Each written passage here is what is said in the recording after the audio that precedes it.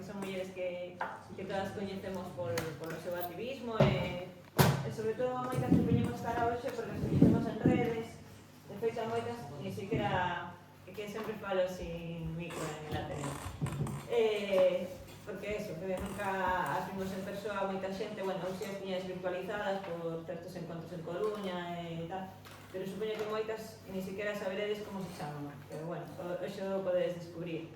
De feito, a primeira que vou presentar, tivemos un cambio de escaleta, xa o bichedes, Miriam Cruceiro Castro, que vai nos falar dos corpos de exclusión OnlyFans dende a crítica radical. Bueno, hoxe en día as mulleres se nos somete a outro tipo, non son outros tipos de violencia, son os mesmos de sempre con outros vieiros, con outras ferramentas. O OnlyFans é un máis, son, pois como sempre, o feminismo radical ten forte a súa axenda, bueno, tan forte a temos e tan enraizada. Es que non quería utilizar dúas veces a palabra raíz, pero ben sabedes que se son de radicais, cal é o sentido de raíz na nosa teoría política. E non necesitamos novas ferramentas para enfrontarnos a elas, porque seguen sendo as mesmas violencias. Bueno, Miriam, que tivo varios nombres en redes, a coñeceredes a muller por Matrioska e todas estas, ten outro tipo de activismo, ten un currículum amplio e é escritora, é doutora en Equidade e Innovación Educativa polo UDC, sempre dunha análisis crítica e literaria, pero sempre enfocada no radicalismo. Bueno, para nos explicar ela mesma que temos que ver en OnlyFans. Bueno, pois eu vou coller o micro porque Sí, claro. a mí sempre me din que non se me escoita ben.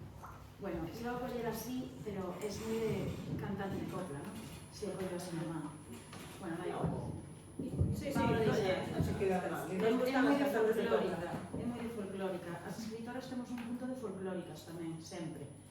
Entón, bueno, eu, como ben decía Sonia, eu tive outros nomes nas redes, Matrioska, Pin-Up, e o simbolismo da boneca rusa da Matrioska sempre me gustou moito porque eu sempre digo que dentro dunha muller hai moitas mulleres. O feminismo radical, a mí o que me permitiu foi chegar á última Matrioska pequeniña, que era xenuína, escoitala e deixar de escoitar o ruido que había fora no mundo que me decía o espazo que ten que ocupar o meu corpo, como ten que ser o meu pelo, se me podo maquillar ou non. Entón, cando empecé a escoitar pois a esa última Matrioska, a máis xenuína, empecé a topar bastante mellor, non de todo ben, porque xa sabemos que o mundo, pois bueno, está un pouco patas para arriba e loita contra nós. En todo este camiño, eu coñecín a Karina, bueno, a María. Karina, vale. Eu cheguei, quero contarvos un pouco esta historia antes de comezar. Cheguei, non sabía quen era, non sabía como era, non sabía a idade que tiña. Eu cheguei a un sitio a tomar unha cerveza e pensei que me iba a encontrar pois a unha señora punky, así, e atopei a unha señora punky, pero que me dixo, soy yo, e aprendí moitísimo dela, a verdade, moitísimo, e abríme portas a coñecer a outras mulleres que estaban nesta mesma liña que estamos nós, eu polo menos, na que non entende a miña cabeza que hoxe en día eu non poda decir que son muller, teña que decir que son un ser humano, como se di, menstruante ou un ser xestante ou este tipo de cousas que a mí me pone moi nerviosa. Entonces atopei unha comunidade moi riquiña de xente moi normal que entende as cousas de un xeito bastante lógico. Bien, dito isto, pois, entre outras cousas, eu levo moitos anos estudiando todo relacionado coa prostitución. E, bueno, pouco a pouco, pois, fai uns anos estábamos moi preocupadas por esas mulleres que facían a rúa, o mellor. Pero na rúa, a realidade é que se che pasaba algo, alguén podía verte. Despois pasouse de estar na rúa a estar a mellor en pisos ou en locales. Isto, como din moitas persoas, é o oficio máis antigo do mundo. Pero que hoxe en día, como din moitas outras feministas, como Rosa Cobo, que vos recomendo ler, que foi a miña profe, e me reconciliou con moitas cousas, xa non estamos falando de prostitución, estamos falando de trata. Co mundo viral, co mundo das redes, se antes nunha escola a un neno lle pegaban e a crueldade dos compañeiros, ou unha nena, facía pois que se riran esos compañeiros de clase. Hoxe en día, co mundo viral, pois o odio tamén é viral, e a golpe de clic se ríe todo o mundo desa persoa. Pois a trata ven a ser o resultado dun mundo neoliberal. Eu quería vos falar de OnlyFans e vou ir facendo un camiño, bueno, non sei se aburrido, pero eu quero vos explicar, sabedes todos e todas o que é OnlyFans? Escoitastes falar de OnlyFans? Vale, Na profundidade. bueno, pois vamos a ver os entresijos disto, que é bastante curioso. Bueno, pois que é OnlyFans? OnlyFans, en teoría, nace no ano 2016 como unha plataforma, esperad un momento, aquí estou, como unha plataforma na que a xente se suscribe, que funciona por suscripción. É unha plataforma digital onde hai creadores, sempre masculino, creadores que publican contido o que as persoas usuarias pois pagan por ver, mediante pagos mensuais ou pagos semanais ou o que queiras pagar. É unha plataforma que ten un modelo directo do creador ao fan, permite que todas as persoas que crean contido pois moneticen ese contido, en teoría, sin intermediarios tamén. Isto é o que se nos conta de OnlyFans. E tamén, en teoría, hai contido de moitos tipos. Que pasa? Que a partir da pandemia, sobre todo, OnlyFans se dispara unha barbaridade. Agora mesmo é coñecida por ter exclusivamente contido sexual ou erótico, aínda que hai algúns creadores pois que fan vídeos de fitness, de música, de cociña, de arte, etc. Para que vos fagades unha idea, o 70% de OnlyFans é contido sexual, frente a un 30%, pois non sei, que fan vídeos de gatiños ou de cociña. Do total de creadores en masculino, un 75% son mulleres e o resto son homes. Imaginade que ne son os que fan o contido que non é sexual, os homes. É unha plataforma que se basea nunha economía de atención dos contidos moi exclusivos. Os creadores, eu sigo falando masculino por ahora, porque por ahora que pinta é bonito, gañan cartos pois mediante as suscripcións, as propinas, as mensaxes privadas, pagadas, por suposto, e o contido exclusivo. Isto de mensaxes privadas e contido exclusivo, que se teña que pagar, xa empeza a oír mal, non? A min xa, bueno, non coñecía OnlyFans, e cando empecé a investigar sobre isto, dixen, ui. Bueno, pois a día de hoxe non lle importa a moita xente, si nos importa as feministas. Hai bastante debate sobre o traballo sexual, sobre o traballo sexual digital, que eu non lle chamaría tampouco traballo sexual, chamaría explotación, sobre a suposta autonomía económica e sobre mercantilizar corpos en internet que, como sempre, acostuman a ser corpos de mulleres e de nenas. Máis cousas... Pasei de diapositiva? Ou non pasei de diapositiva? Sí, pasei de diapositiva. Bueno, eu aquí puse unha frase: a sexualidade masculina organizada socialmente é poder, de Catherine McKinnon. É certo, vamos a ver, hai un informe que te podo pasar a ti por se alguén despois o quere ter, sobre OnlyFans. OnlyFans é a plataforma base da que parte o negocio global digital do sexo. Move ao redor duns 108.000 millóns de dólares anuais no mundo. É un dos mercados máis lucrativos agora mesmo a nivel global e pasa soamente por enriba de OnlyFans pois o tráfico de drogas. Vale, entón, pois xa nos podemos empezar a facer unha idea. Esta plataforma presentase públicamente como ese espacio de creación, de contido, de emprendemento digital incluso, pero a realidade é que blanquea totalmente e normaliza a explotación sexual en internet. Hai 239 millóns de usuarios e 3,2 millóns de creadores de contido, o 75% mulleres explotadas. En agosto, bueno, do ano 2023, pois a plataforma ingresou uns 525.000 millóns de dólares, unha barbaridade. E a empresa quedase aproximadamente co 20% dos ingresos que esas creadoras de contido pois se negan, non? Entón, bueno, como sempre, as mulleres son a mercadoría, pero ao final quenes ganan son outros.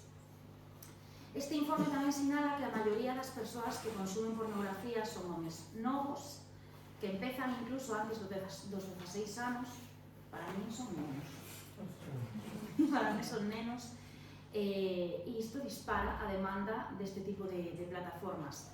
Aquí no Estado español, 8 de cada 10 adolescentes din que xa teñen accedido facilmente a pornografía por primeira vez, por tanto a expansión de OnlyFans pois como a pólvora.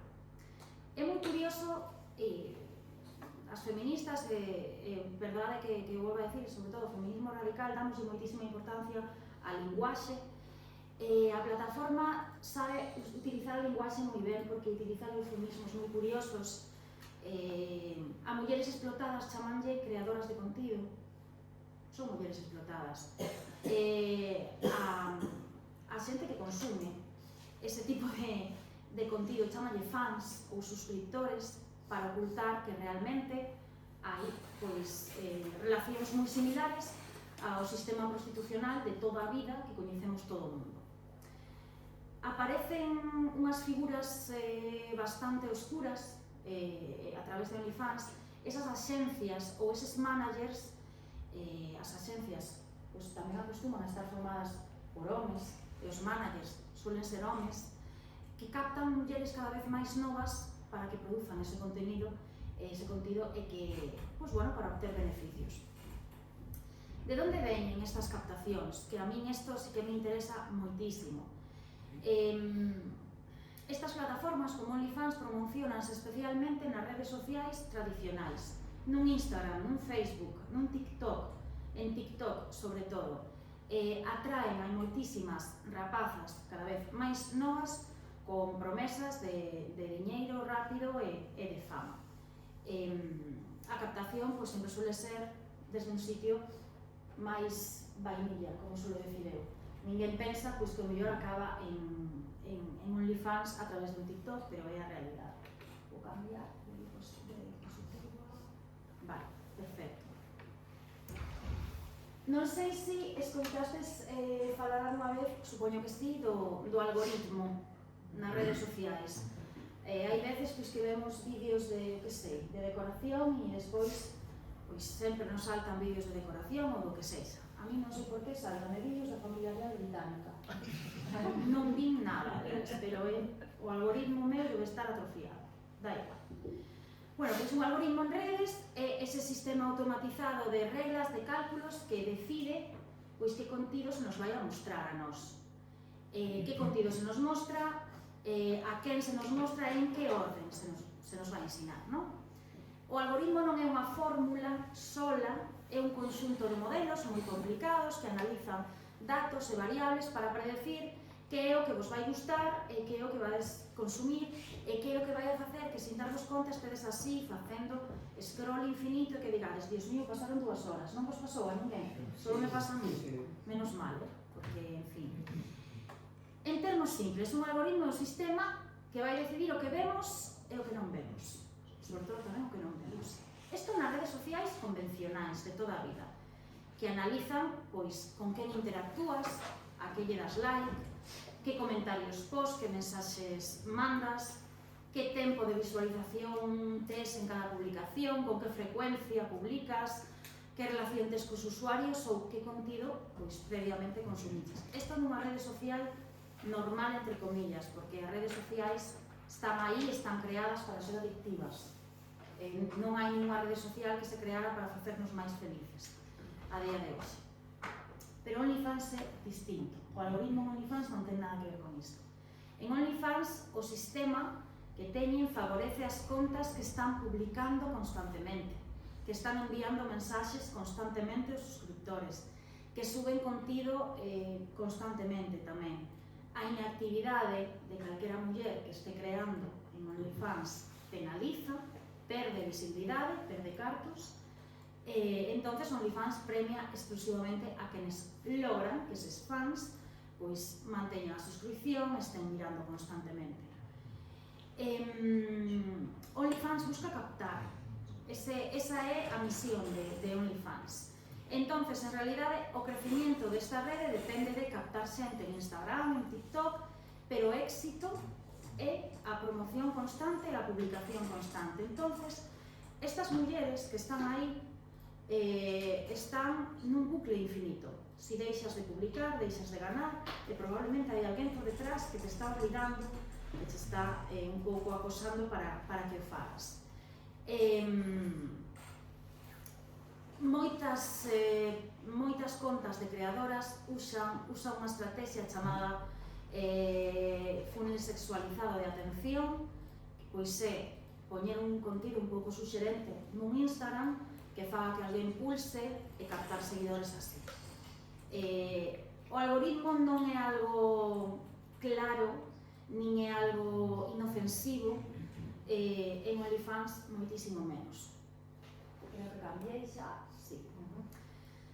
Bueno, que pasa cas mulleres? Que é o que estamos vendo con esta nova rede, que xa levamos aniños, 10 anos?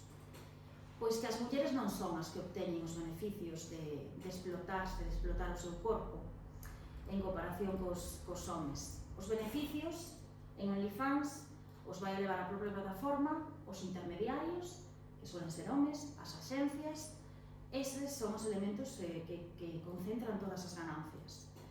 Entre as persoas novas, xa case un 30% pensa que vender contido sexual en internet que vai permitir que gañes moitos cartos, e iso pois ten moito que ver con esa influencia que ten ese discurso horrible que compara o éxito sempre co económico a día de hoxe, porque vivimos en ese discurso. Hai moitas persoas novas que creen xa que isto é unha forma lexítima e moi sana de gañar cartos, e se está normalizando. Hai informes que din que 4 de cada 10 persoas novas xa consumiron pornografía moito antes dos 18, dos 16, e consumiron vídeos sobre como gañar dineiro, como gañar cartos vendendo contido sexual online. E tamén se advirte que cada vez hai máis menores e máis persoas vulnerables que entran neste tipo de plataformas buscando obter ingresos.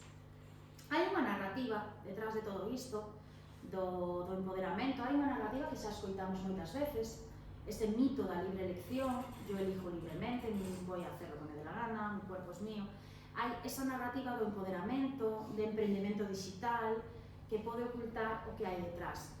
Cosificación dos corpos das mulleres, desigualdade de xénero, captación de persoas que son carne de cañón para ser explotadas porque teñen necesidades, e se acaba presentando e normalizando isto como un traballo autónomo e un traballo online bastante perigoso, porque despois xa entraríamos en outros puntos xa complicados como a dark web, que non me vou a meter aí porque realmente espeluznante. Bueno, poñemos aí o corpo das mulleres sigue convertido en territorio, nunca deixou de ser un territorio de conquista. Cando hai guerras, o primeiro que se facía desde a antigüidade era violar as mulleres do exército contrario como humillación, e porque esos fillos non van a ser fillos. Isto sigue sendo así, o sistema constitucional é así, nunca pudimos deixar de ser, o noso corpo un campo de batalla, e hai un sistema, os pilares de todo isto ten que ver, lóxicamente, co sistema patriarcal, tamén ten que ver co neoliberalismo económico e moitas veces con moitos tintes racistas, porque cada vez máis homes nesta plataforma buscan mulleres racializadas ou mulleres migrantes, que normalmente son as máis vulnerables. Ocultanse as relacións de poder estructural, ocultase esa desigualdade de xénero, e a plataforma utiliza, se facilita ese acceso constante dos homes aos corpos femininos, reforzando esa lógica de que consumir sexo é normal e de que o deseo se pode comprar.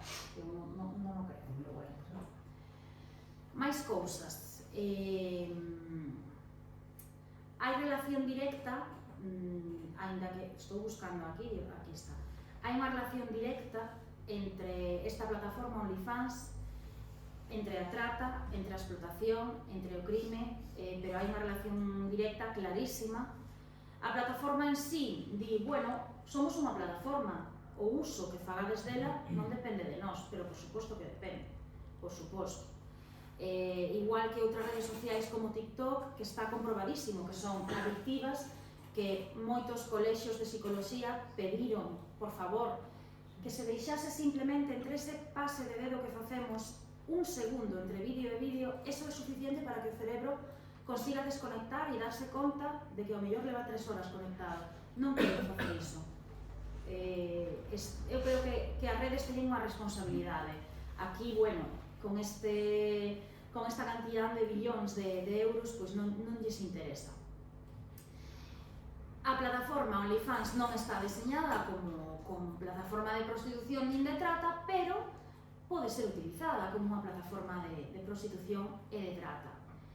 Que situacións fomos observando que documentan isto? En primeiro lugar, o control das contas das creadoras, desas influencers que en OnlyFans gañan, en teoría, moitos cartos, están controladas por terceiros, por unha parella, por un manager, por un home que crea a conta, que controla os ingresos, que controla o que se fai nesa conta e que xestiona as mensaxes con eses fans. Entonces a muller aparece como creadora, pero non controla o que crea, nin o que conta, nin os cartos, moito menos. Tamén pode haber detrás unha coacción económica ou emocional. Reportáronse situacións nas que as mulleres tiñan unha presión económica externa, tiñan que manter o mellor unha familia en outro país. Isto sonanos moito da prostitución tradicional, que reciben presión de parellas, de intermediarios ou que son convencidas con promesas de ingresos que logo non controlan. O sea, como vedes, é o sistema de sempre, pero viralizado. Estas situacións non sempre constituyen legalmente trata, pero poden implicar explotación. E despois están esas figuras das axencias, que non están aínda suficientemente controladas polas autoridades.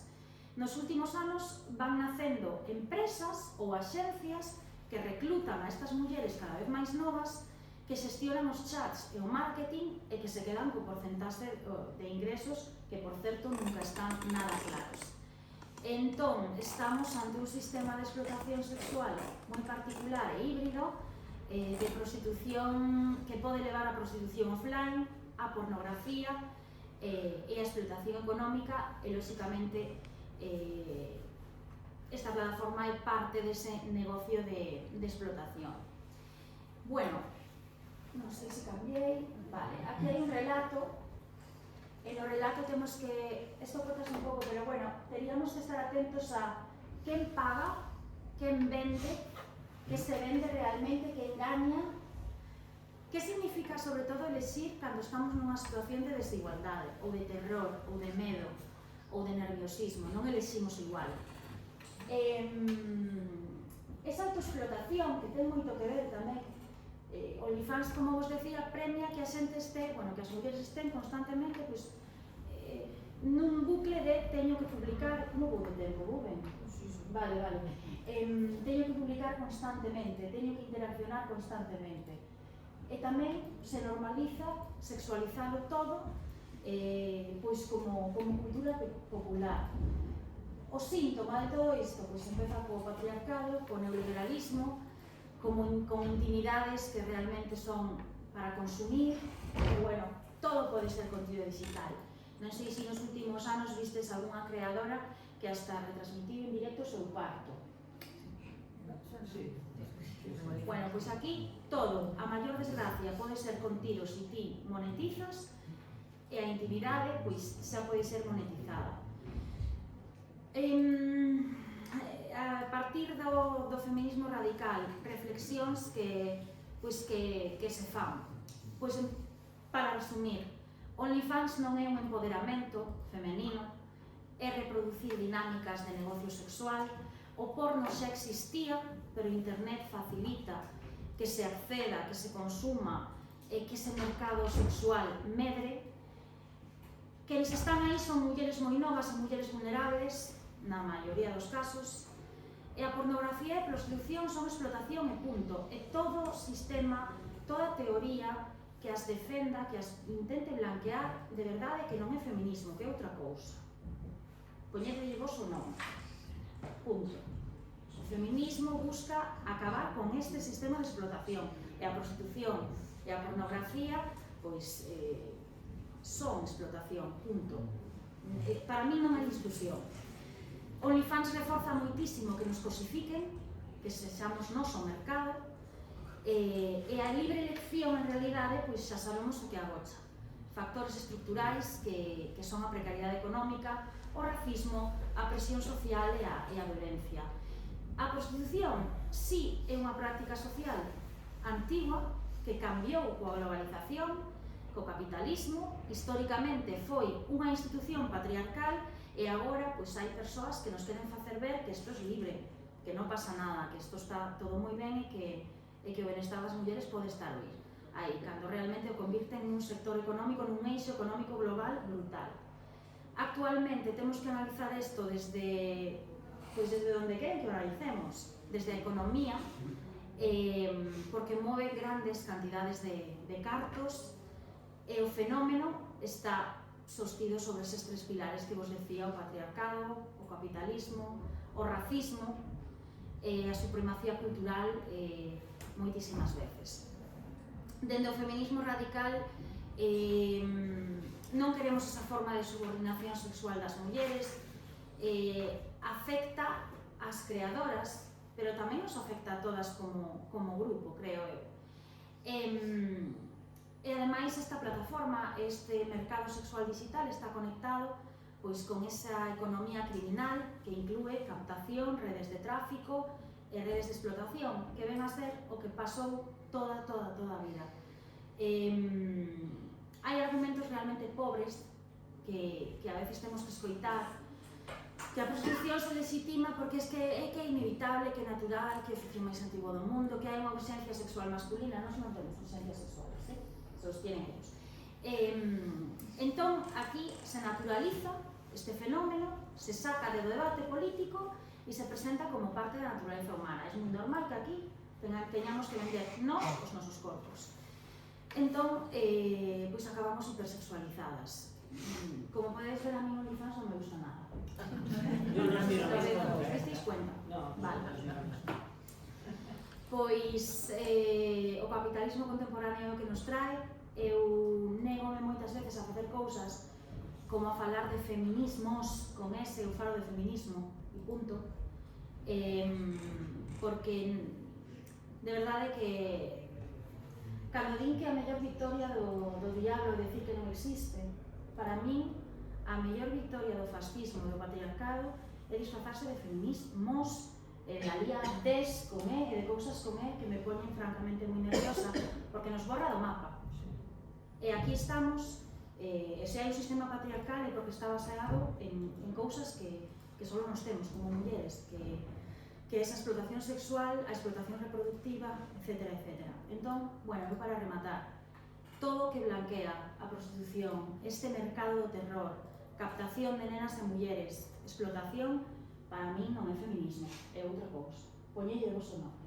Esa quedou calada. Eu dixen que iba a ser máis rápida.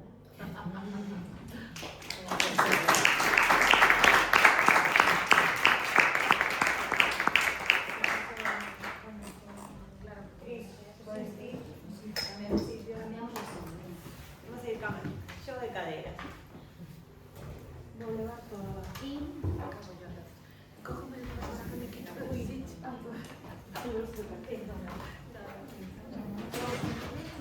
Ademais de presentar a seguinte, porque claro, aquí hai bastante feminista que estará enterada do que é feminismo radical, pero haberá xente que non.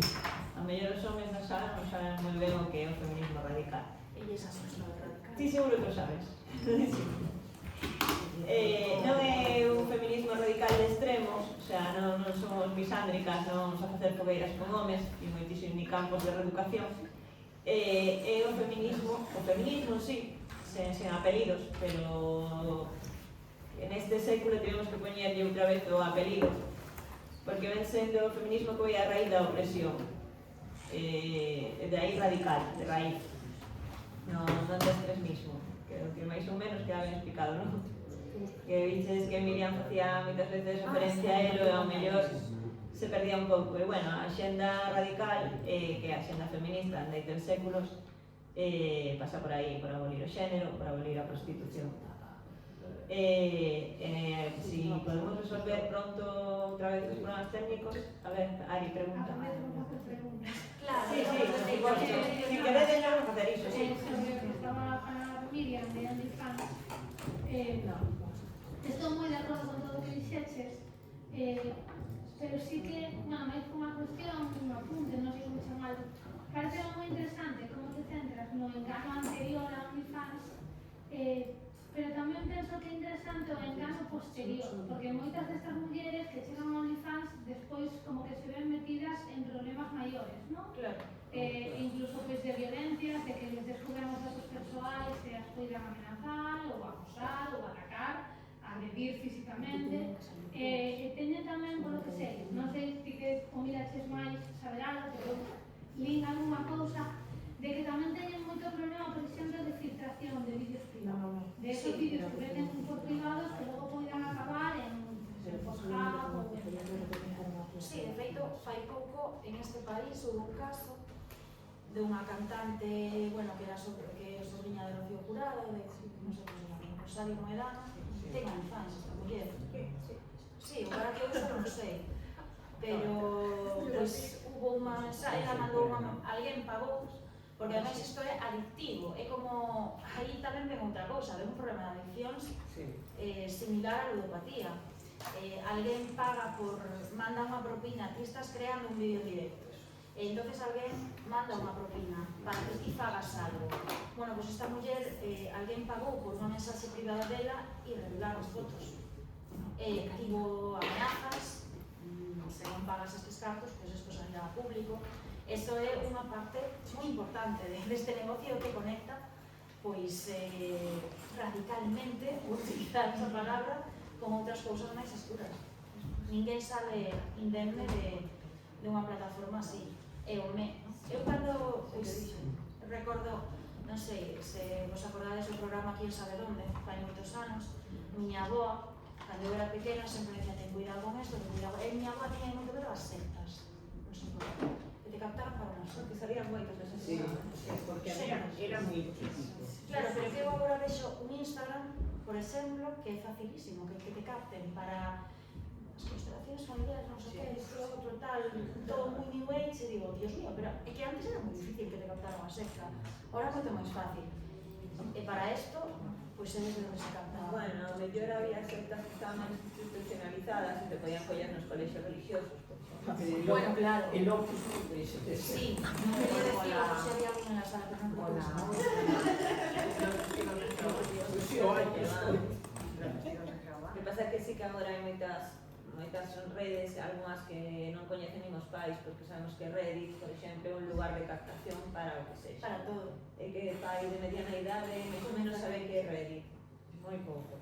O sea, eu sei que existe ali un par de veces, pero non... E é unha tolemia, Reddit, pero bueno. Nos centramos máis en TikTok e todo eso, quizás, porque os bailes... Sí, fai pouco, pois sí. Quen vai pensar que é un sitio onde podes poñer orellas de can, cousas así, que podes acabar pulseras? Sí, bueno, esa cousa. Entón, iso podemos falar máis de cosas. Agora vos vou a presentar a Cristina Soane, que é doutora en Historia, con especialidade en Arqueoloxía.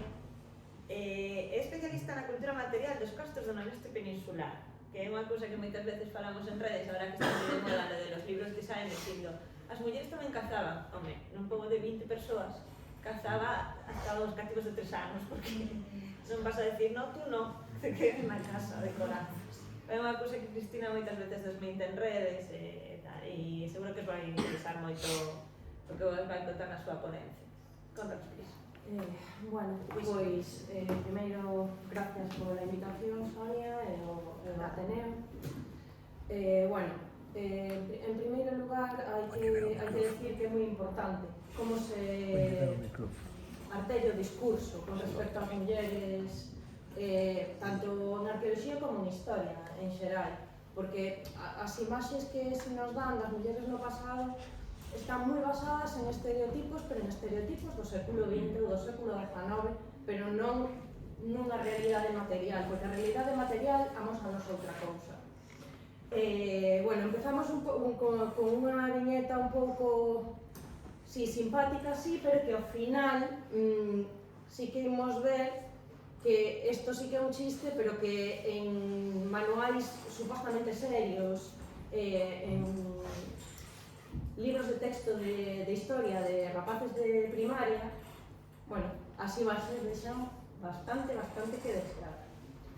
Evidentemente, ides ver sexualización das mulleres no pasado, igual que podedes ver en calquera momento. Por sorte, hai compañeiras que están empezando a traballar sobre a imaxe que se está dando das mulleres no pasado dende o século XX e, bueno, están facendo cousas moi interesantes para etapas distintas. A maior parte das ilustracións que vou poñer, pese que vai haber algunhas outras tecnoloxías, a maior parte, que como dixo Sonia, son especialista en Hidalgo do Ferro, son especialista en castros, entón, bueno, a maior parte do meu discurso vai ir artellado con respecto ás mulleres castrexas. Bueno, sí, é certo que fai moitísimo tempo que se recoñece que as mulleres modelarían o barro a partir do neolítico, que cando se introduce a cerámica.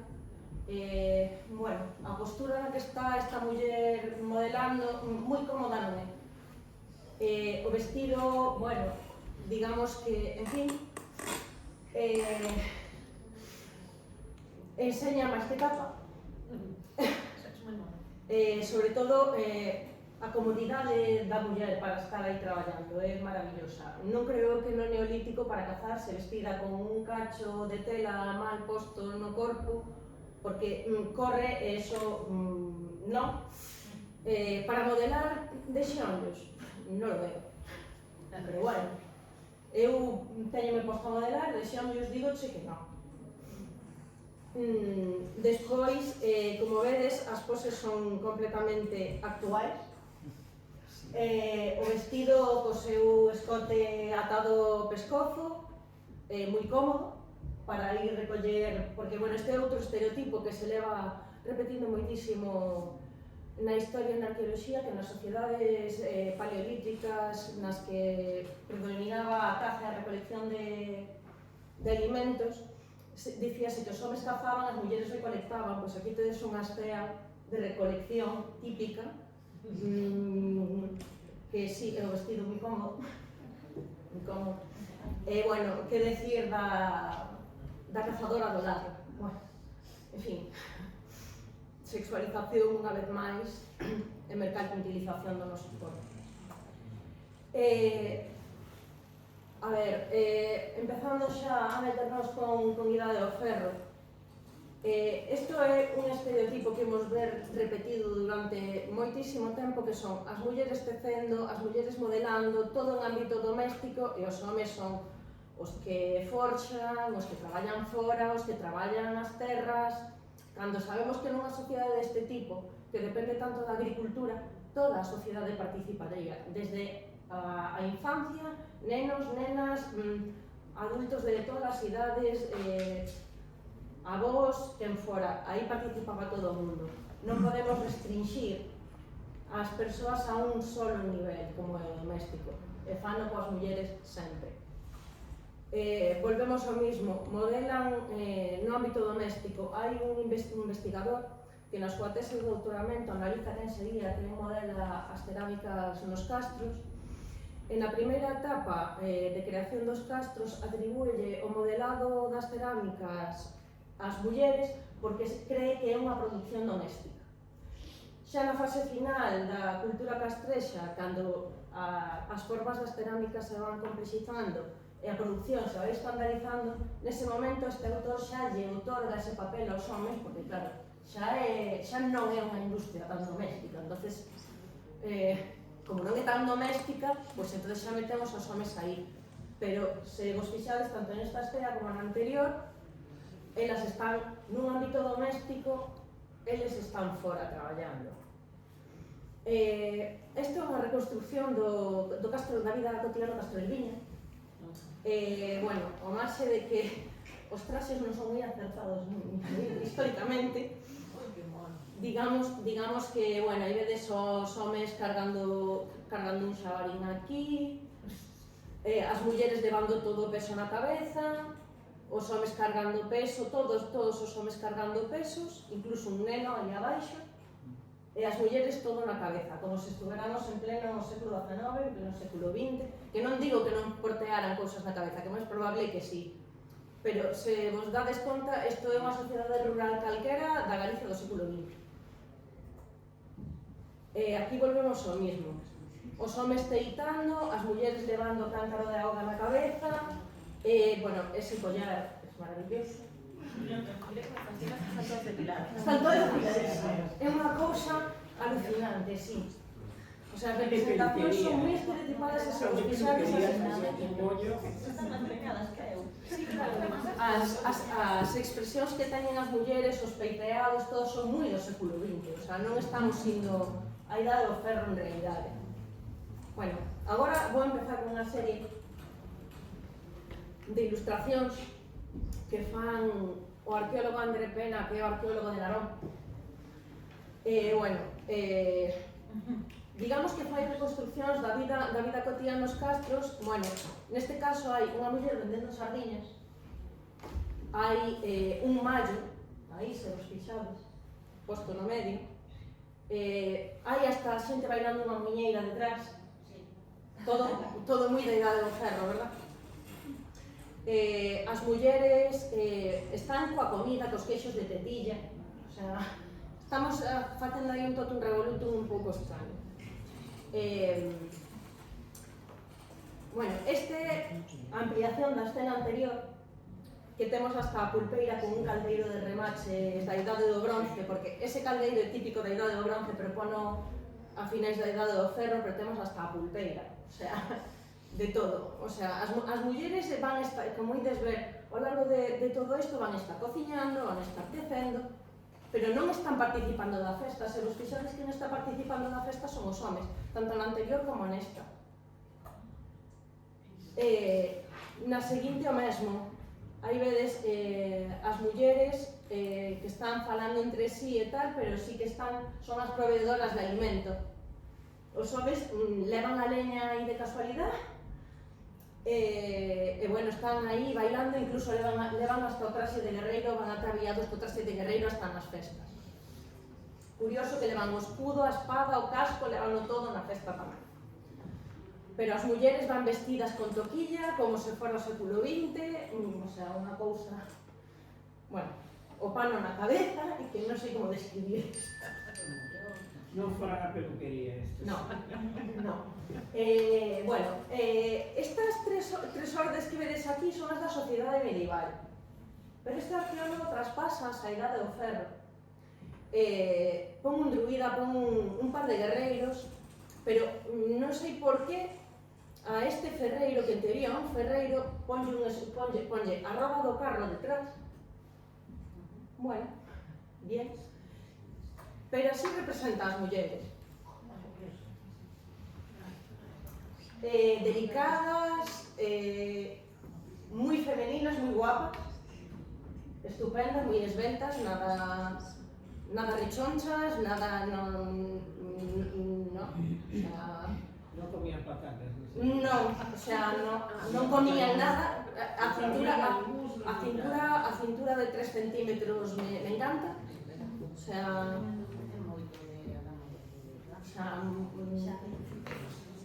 é certo que despois este arqueólogo traballa tamén, ademais de con este debuxante, é un profesor de Belas Artes portugués.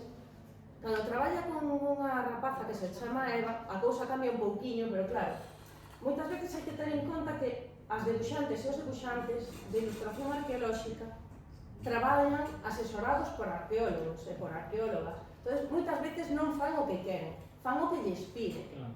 Entonces, neste caso, esta rapaza fixo o que lle pediron, que é unha festa do magosto.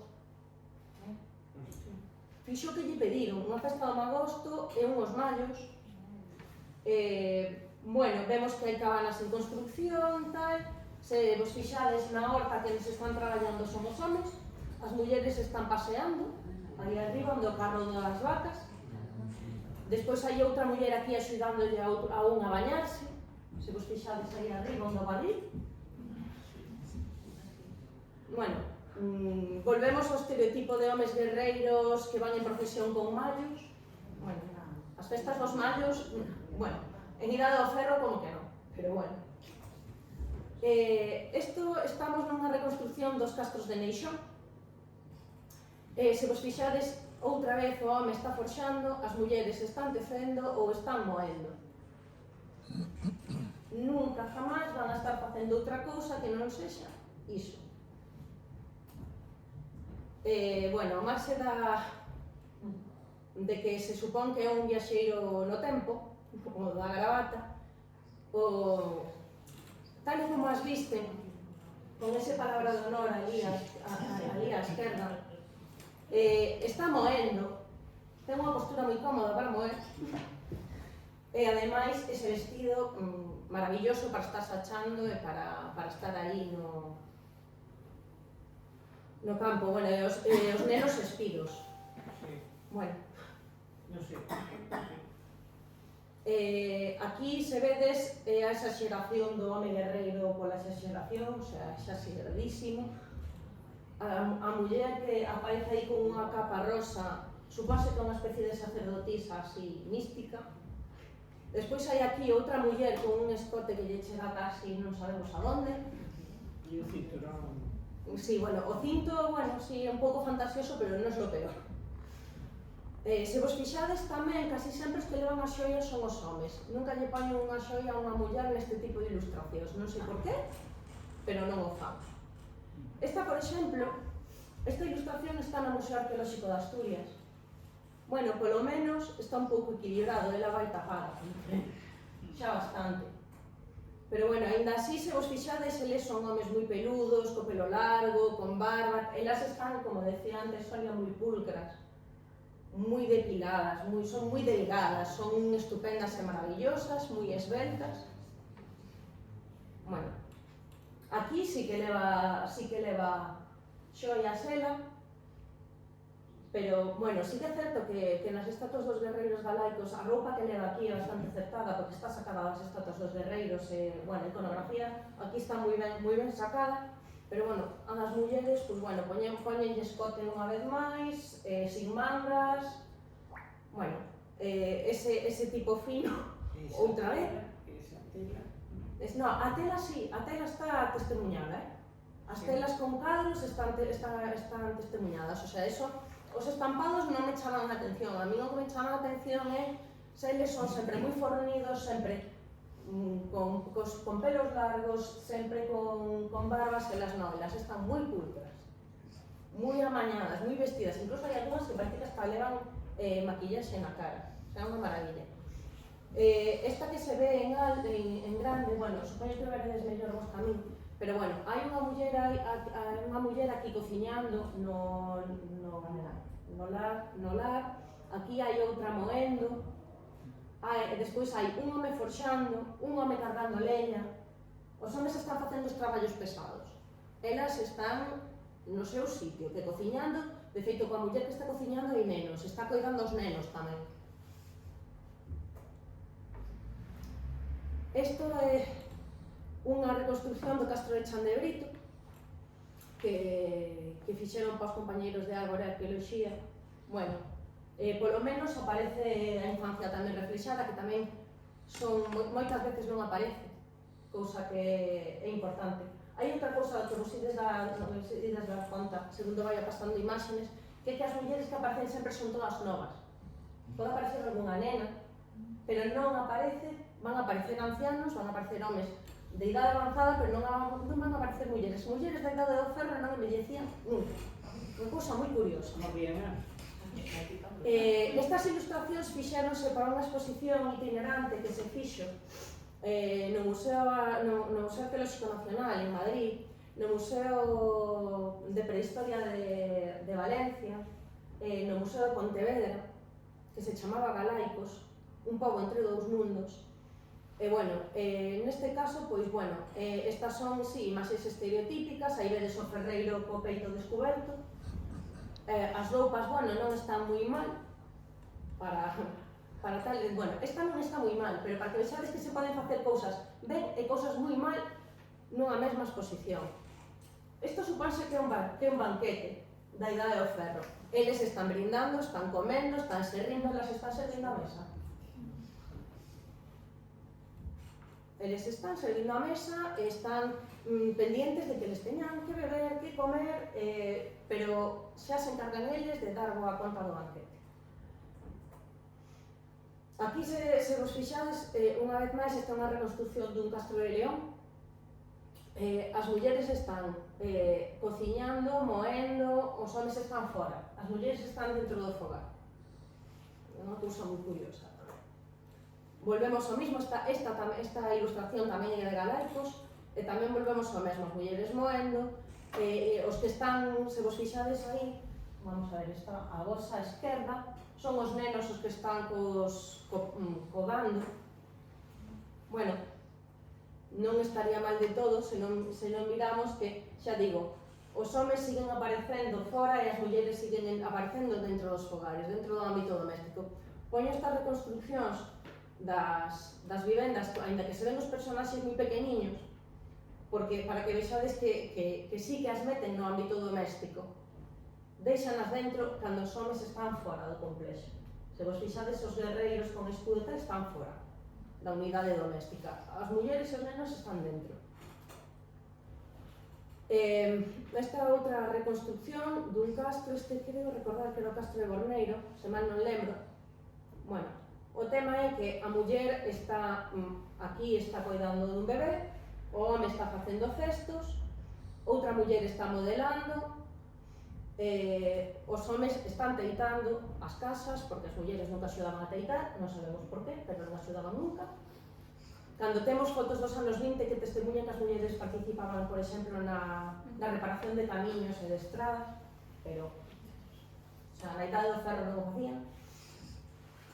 Se vedes tamén aí arriba, o home leva a lanza, vai cargado con algo, pero leva a lanza tamén, por si acaso. Esta é tamén do castro de Borneiro, se vedes están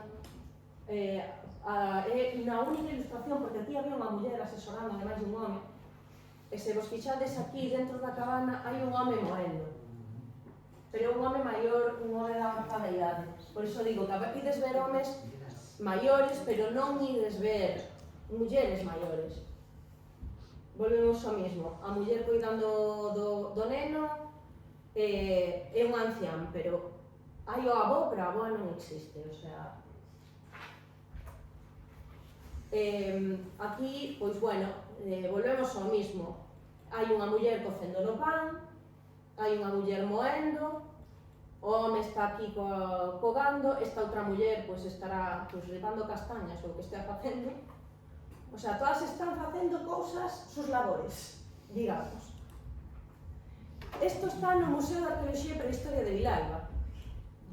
Esa postura desa muller moendo, maravillosa, moi sexualizada, aínda que non estea espida como as anteriores, pero esa postura, bueno, moi cómoda, non?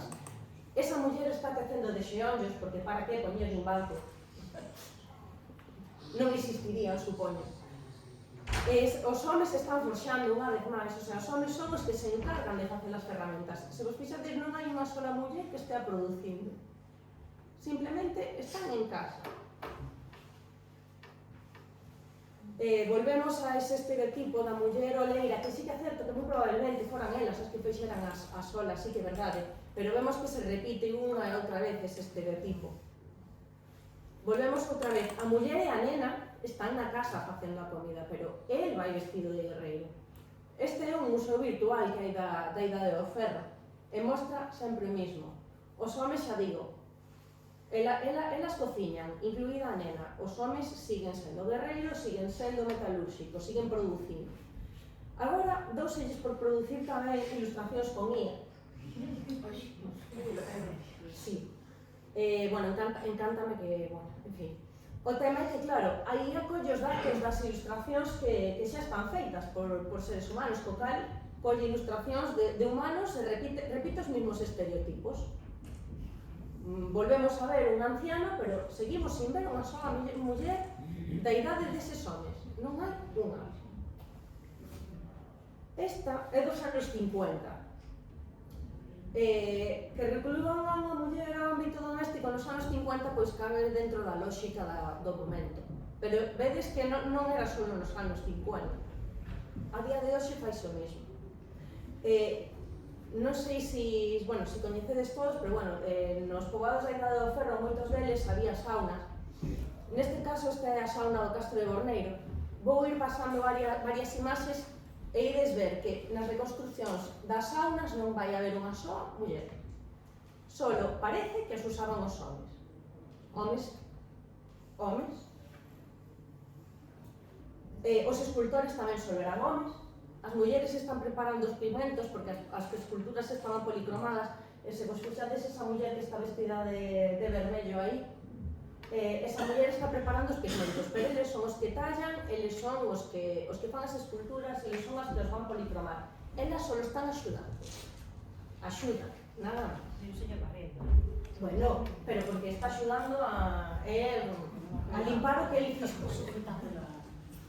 Se vos fixades, aquí están as mulleres no medio, coidando do lume, facendo a comida, e os homens están todos sentados alrededor do lume, falando entre eles. Este supónse que sería o típico consello de ancianos que habería supostamente nos castros, según nos conta Heródoto. Pero elas están aí para atendelos a eles. Eles están reunidos, pero elas están aí para atender as necesidades de eles. Volvemos unha vez máis a esas mulleres que tecen eses homes que son guerreiros. O sea, son estereotipos que se van repetindo unha e outra vez.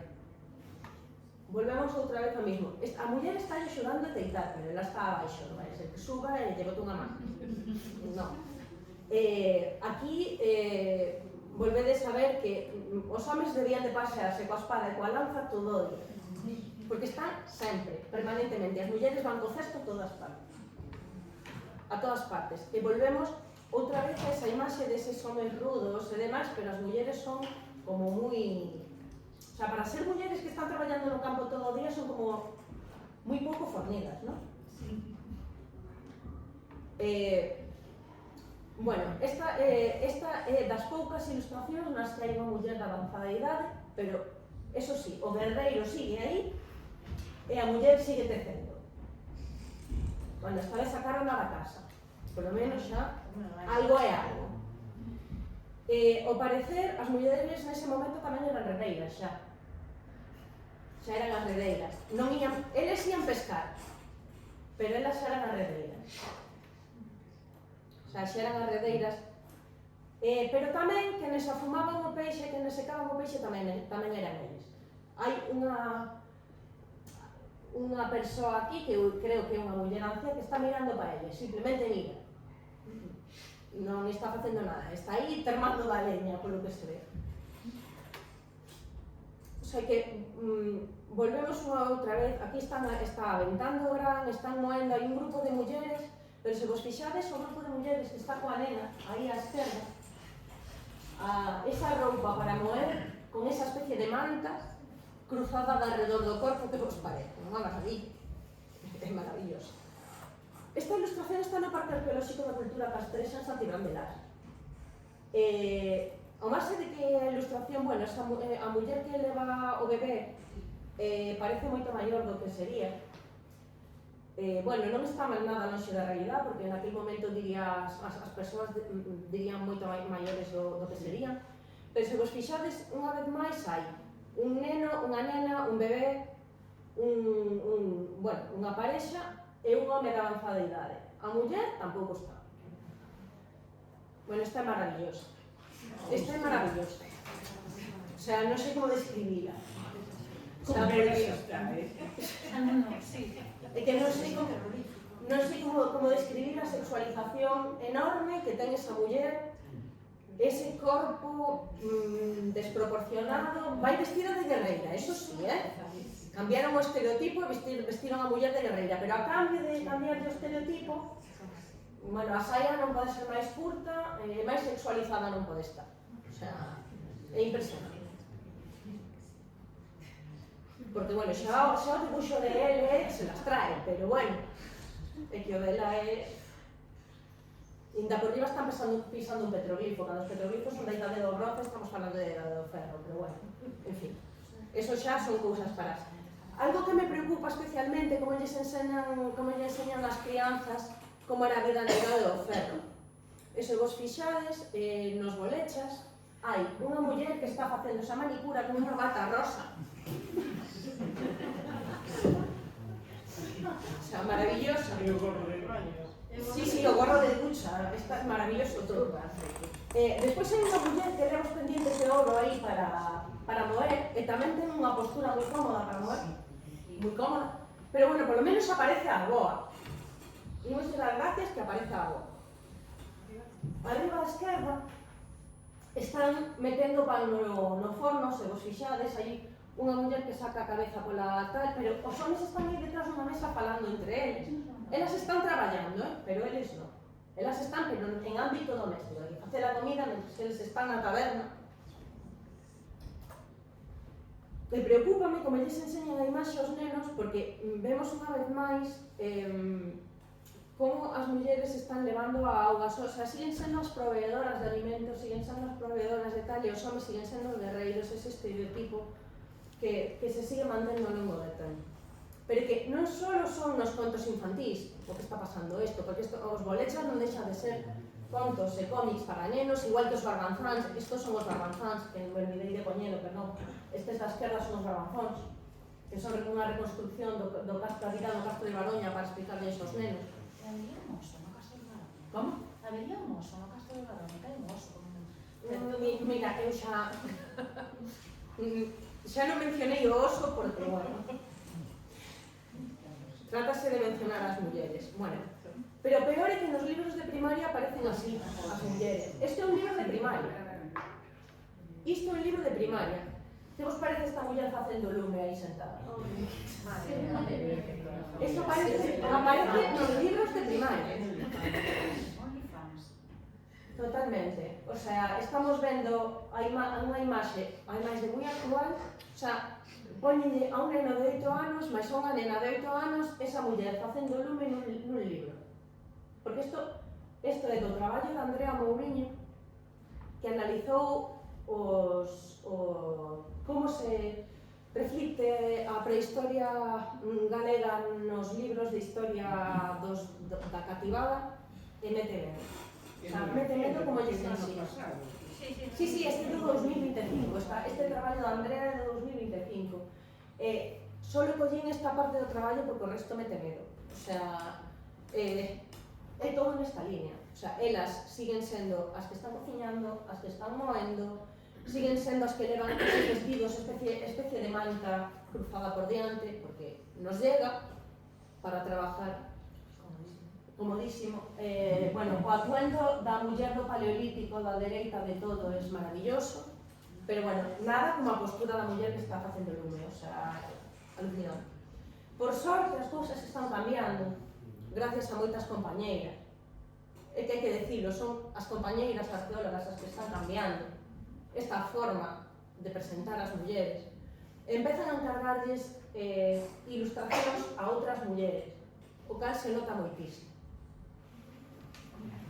Esta ilustración é dunha arqueóloga e ilustradora asturiana, na que xa mete tamén a unha nena aprendendo a modelar, porque, como decía ao principio da miña intervención, neste tipo de sociedades necesitan que colabore todo o mundo. Non hai ninguén ocioso, nin ninguén que non estea facendo o que sea. Ainda que sea recollendo castañas ou o que sea, pero recollendo na leña. Por exemplo, na tese de María Martín, que é sobre a xestión do bosque na idade do ferro, fala de como anciáns, nenos, nenas colaborarían na recollida de madeiras tanto para facer mobles como para prender o lume. O sea, son sociedades moi colaborativas. Non podemos pensar, o sea, que son todos eses guerreiros que nos representan todo o rato. O sea, non estaban guerreando todo o día.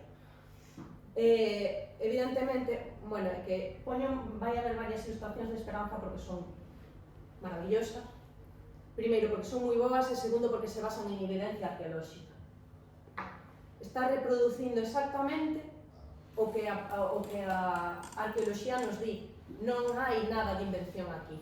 O sea, nós sabemos pola arqueoloxía, por exemplo, que había moitas mulleres que cargaban moitos pesos no lombo porque as súas columnas, como no caso dos restos de Logrosa, da muller de Logrosa, que nos din que cargaba moito peso nas costas, como levando feixes de leña ou que fora, porque ten marcas como de levar unha corda colgando e logo o desgaste da columna e de levar peso seguido cargando moito tempo con ele.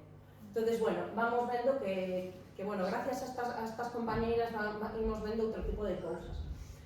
Por exemplo, non sei se vos sona o caso de Elba, un esqueleto dunha pastora do Mesolítico que apareceu no Courel, que sí que amosa unha muller forte, con as extremidades fortes, unha muller habituada a estar fora, unha muller habituada a estar no campo, que as marcas dos osos están nos dicindo que era unha muller que traballaba, que era unha muller que corría, que probablemente incluso hasta cazaba polas marcas que hai nos osos. Sin embargo, o que estamos vendo unha e outra vez son mulleres que están moendo todo o rato, como moito facendo un pote, xa está, pero nada máis.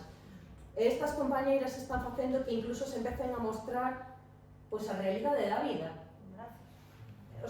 É a primeira vez que estamos empezando a ver mulleres embarazadas, incluso estamos empezando a ver o que sí realmente é o oficio máis antigo do mundo, que son as parteiras. Estamos empezando a ver, gracias a todas estas compañeiras, as parteiras, que en realidad sí que están aí, e levan estando aí moitísimo tempo, porque son unhas mulleres as que acompañan as outras a dar a luz. O sea, empezamos a facer outras cousas, empezamos a tocar con estas ilustradoras, xa empezamos a facer outro tipo de cousas. Xa empezamos a ver que hai mulleres que tocan instrumentos musicais, que fan un pouco de todo. Hai ancianas, empezan a aparecer as ancianas por fin, que non as hai. O sea, se vedes tamén, están incrementándose tamén o número de nenas e de nenos que aparecen nas ilustracións. O sea, pese a todo o que estuve contando hasta agora, hai moitísima esperanza agora mesmo con todas estas compañeiras. Por fin se empeza a mostrar a realidade. Porque o que as compañeiras chaman nos seus traballos as actividades de mantemento da vida, que son as actividades que realmente darían sentido, que sí, que tecerían, que moerían, que cociñarían, evidentemente, pero non nos mostraron hasta ahora que é evidente que as mulleres tiñan que lactar, é evidente que as mulleres tiñan que exercer certo rol de cuidados, é moi evidente. Pero tuveron que chegar moitas compañeiras a partir dos anos 80 coa corrente que entrou a arqueoloxía feminista dentro da academia, empezamos a ver cousas novas e a partir dos primeiros anos 2000 que entraron pois Margarita Sánchez Romero, Margarita Díaz Andreu, Almudena Hernando, todas con unha visión moi renovada e todas con ideas moi boas e moi novas. Están aparecendo pois estas ilustradoras que por fin están contando con ilustradoras, porque hasta agora só vos enseñei ilustradores excepto unha ilustradora. Agora mesmo estamos traballando con moitas máis ilustradoras. E, bueno, estes son dous proxectos de compañeiras que son o proxecto Arqueólogas, que rescata a memoria das arqueólogas pioneiras en todo o Estado español, e a Red de Pasguama, que é a que preside Margarita Sánchez Romero, e que fan traballos moi bons, moi bons. Están facendo moitísima arqueoloxía feminista, están rescatando moitísimo a historia das mulleres, pero basado en evidencia arqueolóxica, non en estereotipos. Que é o importante, facer esas ilustracións a partir de evidencia arqueolóxica. Non inventándonos as cousas como pasou hasta o momento. Porque, por exemplo, a imaxe do banquete que os poñía antes, só lo comían eles. Bueno, discreto. están empezando a lanzar este tipo de cousas, este tipo de publicación, de como comunicar o pasado realmente de verdade.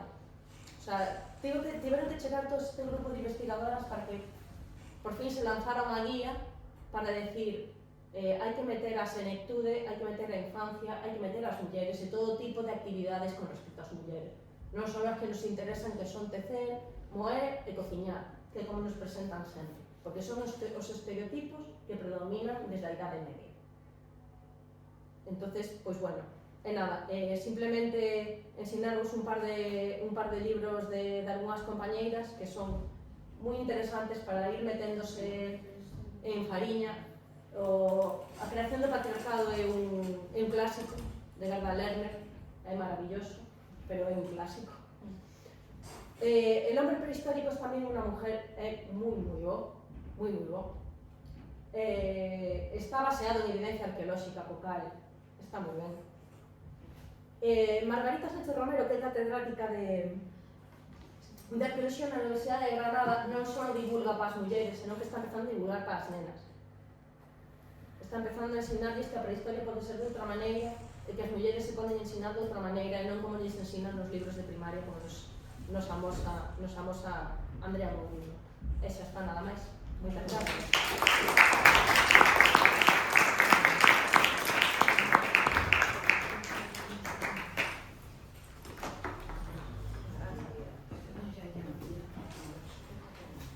Bueno, se alguien ten alguna pregunta, porque vamos a poñer a de Karina, que son máis problemático, aparte de que te quiero baño.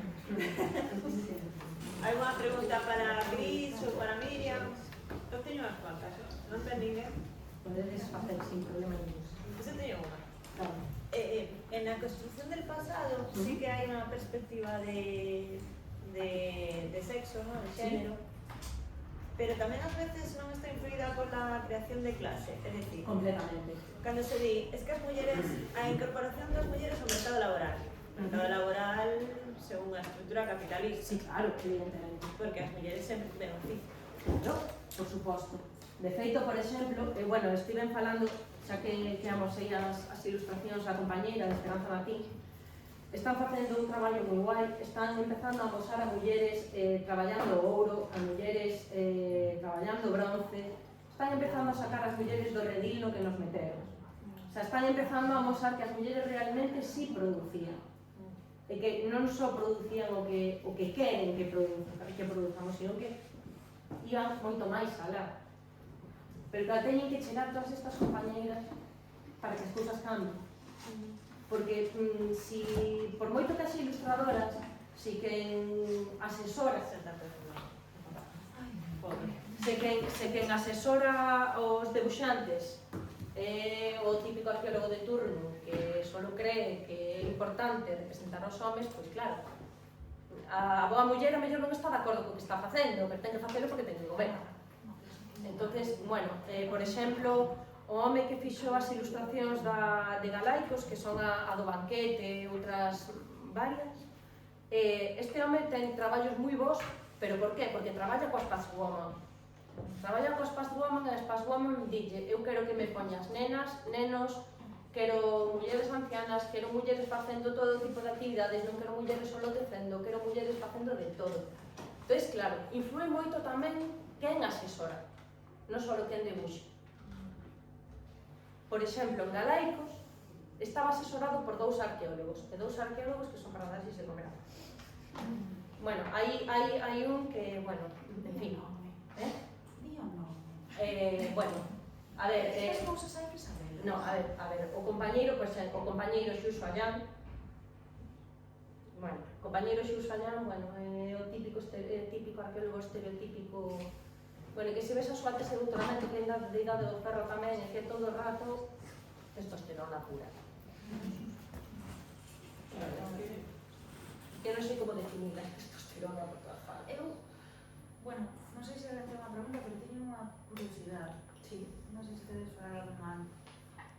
Bueno, fai anos comprei un libro non era de arqueoloxía, era de historia da arte, que é un libro de Ernst Gombrich, Sí. que estudiaron xeracións de persoas que estudiaron na Universidade de Historia da Arte. Ajá. Creo creo que había en todo o libro 4 mulleres.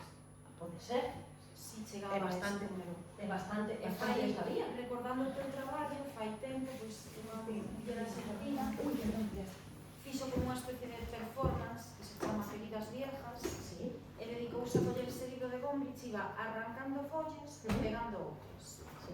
En plan, me falta aquí esta, la pego, me falta aquí esta. Entonces, é curioso porque en todas as disciplinas pues, estamos visibilizadas.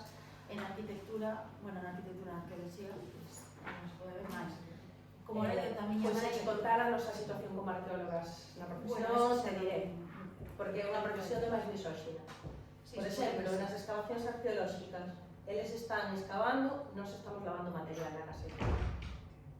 Por exemplo, Fai uns anos solo como un fixemos ejemplo. esta película de Lara Croft, que era unha arqueóloga Maravillosa. feminina moi cómoda para conocer todo Moi eso. cómoda e sobre todo moi real. A miña vida é así. A miña vida é así, totalmente. El pantaloncito corto te lo da a xunta? Sí, ou- Sí. Axunta bastante se me das autorizacións. Pero que me refiro, xa é moi estético e logo é o que digo, que xa non é só como nos representan as ilustracións arqueolóxicas, é como nos tratan as mulleres no sector. Que somos a maioría, pero somos as que estamos peor tratadas. O sea, eu estou falando de ano 2017, o sea, non estou falando de fai tantísimos anos. Unha intervención arqueolóxica, éramos 12, 6 arqueólogos e 6 arqueólogas. As 6 arqueólogas votaronnos antes de tempo porque o xefe dixo que tiña que acabar a intervención cos homes porque as mulleres non lle dábamos o suficiente lombo para acabar a intervención. E se las vieron e se las desearon para acabar a intervención porque non chegaron. Pero acabaron. Acabaron, pero de casualidade.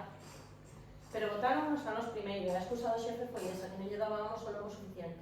Eu coñezo uns cantos arqueólogos que non son precisamente portentos olímpicos. Verdad que non? No. A verdad. Non sei. Estereotipos, como sempre. Bueno, agora conseguimos, por fin. Indiana Jones fixo moito ben. Indiana Jones Indiana Jones fixo fíxonos moito mal. E Lara Croft tamén. será a representación de homes e mulleres no cine, na literatura, no teatro, en todo. Nos fixo moito dano. Moi ben, claro, es que Indiana Jones é... Pero el patriarcado non existe. Oh, Non hai mención. Bueno, por fin vamos a poder escutar a María Pardo, Karina. Bueno, a ver, un pouco estas xornadas tamén veñen a conto do día do 8M, do Día da Muller Traballadora. Bueno, unha reflexión que sempre hai, que bueno, sempre non, que dende o 2019 rondan nas asambleas feministas radicais.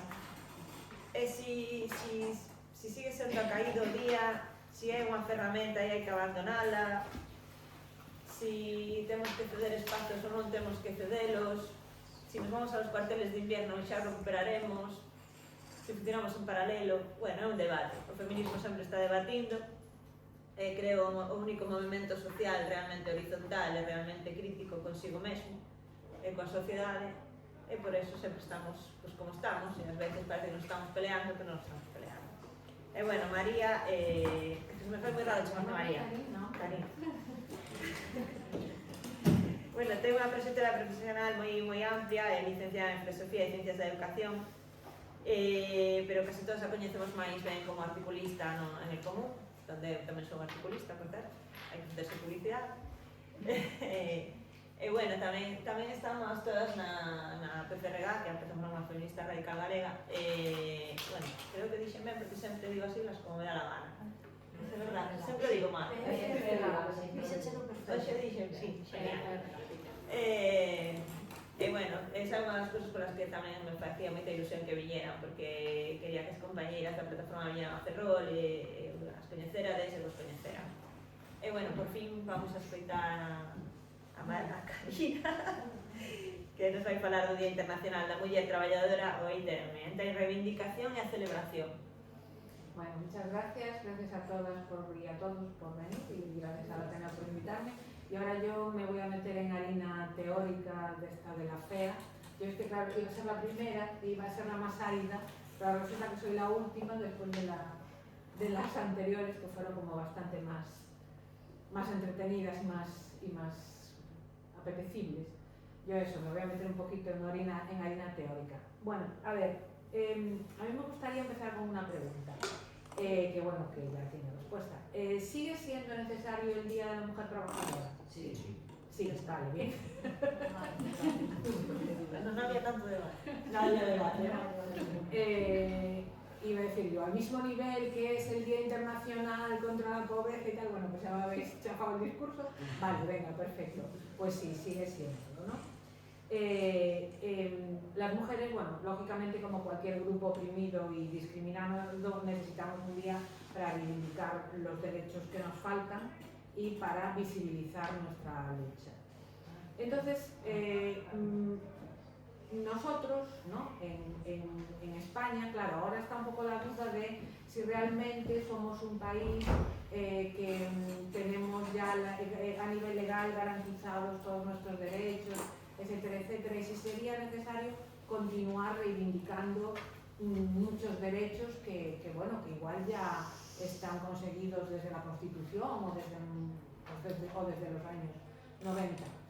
Bueno, supongo que muchas de las que estáis aquí sabéis lo que es el patriarcado, lógicamente, y cómo se estructura en función de su dureza. El patriarcado en función de cómo la dureza, cómo se manifiesta en el mundo, se distingue entre el patriarcado de coerción, que es el que es legal, es decir, donde la discriminación y la opresión está recogida por la ley, y el patriarcado de consentimiento, que no es legal, es decir, se supone que nosotros tendríamos las mismas, y voy pasando las diapositivas que para eso las puse, que se supone que sería en el que estamos insertos nosotros. Legalmente tenemos los mismos derechos que los hombres, pero socialmente no. Y esto pues está garantizado pues, con la educación, con los medios, con la religión, o sea, con un montón de instituciones que nos siguen manteniendo dentro de la misma estructura patriarcal. Aquí, bueno, tengo varios ejemplos de lo que sería el patriarcado de consentimiento, perdón, de coerción, que sería el que se da en los países en los que legalmente existen distinciones en el derecho con respecto de los hombres con respecto a las mujeres. Bueno, os pongo 4 ejemplos muy sintomáticos y algunos que igual os sorprenden. Por ejemplo, bueno, en Afganistán ya sabemos todos cómo funciona lo de la apartheid de género, ¿no? Que ahora últimamente ya ni tan siquiera se puede denunciar la violencia doméstica o la violencia de género. En Irán, con la policía de la moral, que a ver ahora en qué queda la cosa, porque bueno, estamos en un momento que yo estaba pensando en la charla y decía, uy, esto igual cuando lo diga ya cambió o no.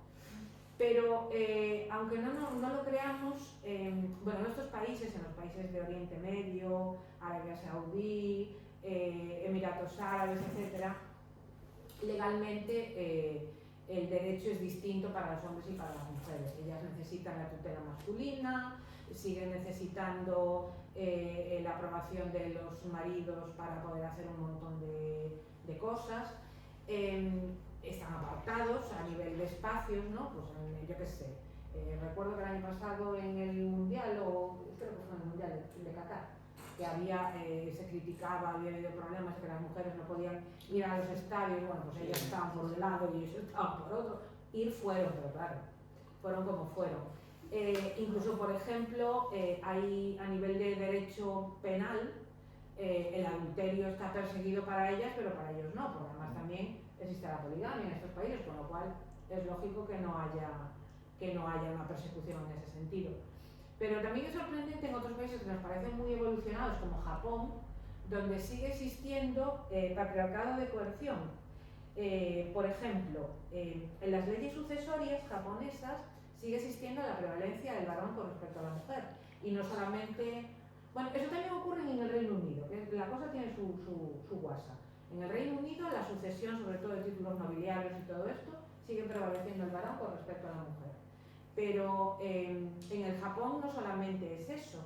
Bueno, ya sabemos todos que el emperador de Japón, la línea sucesoria tiene que ser masculina, no hay posibilidad de que se contemple una emperatriz. De hecho, el heredero ahora es el hermano del emperador y su hijo ya es el segundo en sucesión. Bueno, la hija legítima del actual emperador del Japón está allí, la pobre, relegada, allí, bueno, no sé, de figura decorativa. Y luego, por ejemplo, también otra zona del mundo donde sigue existiendo el patriarcado de coerción es en Latinoamérica, y en concreto en países como Honduras y El Salvador. En Honduras, por ejemplo, están prohibidas las medidas de contracepción de urgencia, por ley, y en lo de El Salvador es terrible. O sea, hasta hace... Yo creo que la cosa está empezando a cambiar, pero hasta hace poco, esta imagen que tengo yo que pone lo de Manuela, vida y esperanza, justicia y esperanza, vida y esperanza, justicia y esperanza, es de una niña de 13 años que estaba embarazada, que tuvo un aborto espontáneo, que la metieron en la cárcel, que a los 2 años de estar en la cárcel murió. Que por cierto, ya tenía niños antes. Y también ha habido otro caso, que no me acuerdo del nombre, de una mujer que se pegó un trompazo con el coche, abortó, y la condenaron a 20 años, creo que fue, por homicidio agravado. Creo que a los 2 años la soltaron, pero bueno, por medidas internacionales, presiones, vamos, legalmente estaba condenada por homicidio. Bien, vamos a hablar entonces un poquito del día, vamos a hablar del Día Internacional de la Mujer Trabajadora. El Día Internacional de la Mujer Trabajadora surgió por una necesidad. Todos sabemos cómo eran las condiciones de trabajo durante la Revolución Industrial.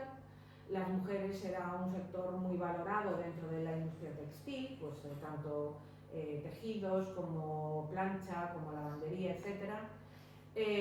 Y bueno, tenían jornadas similares a las de los varones de 14 y 16 horas, cobrando la mitad, sin medidas de salubridad de ningún tipo. Bueno, eso tampoco las tenían los varones, pero ellas, por ejemplo, no tenían ninguna medida, ni ninguna baja con respecto al parto, ni nada por el estilo. O sea, no se les contemplaba nada de eso. Además, existía trabajo infantil a partir de los 5 años, que era obligatorio. O sea, a partir de los 5 años los niños en las casas se iban a las fábricas a trabajar. Perdonad, que pierdo la chuleta. Me emociono y pierdo la chuleta.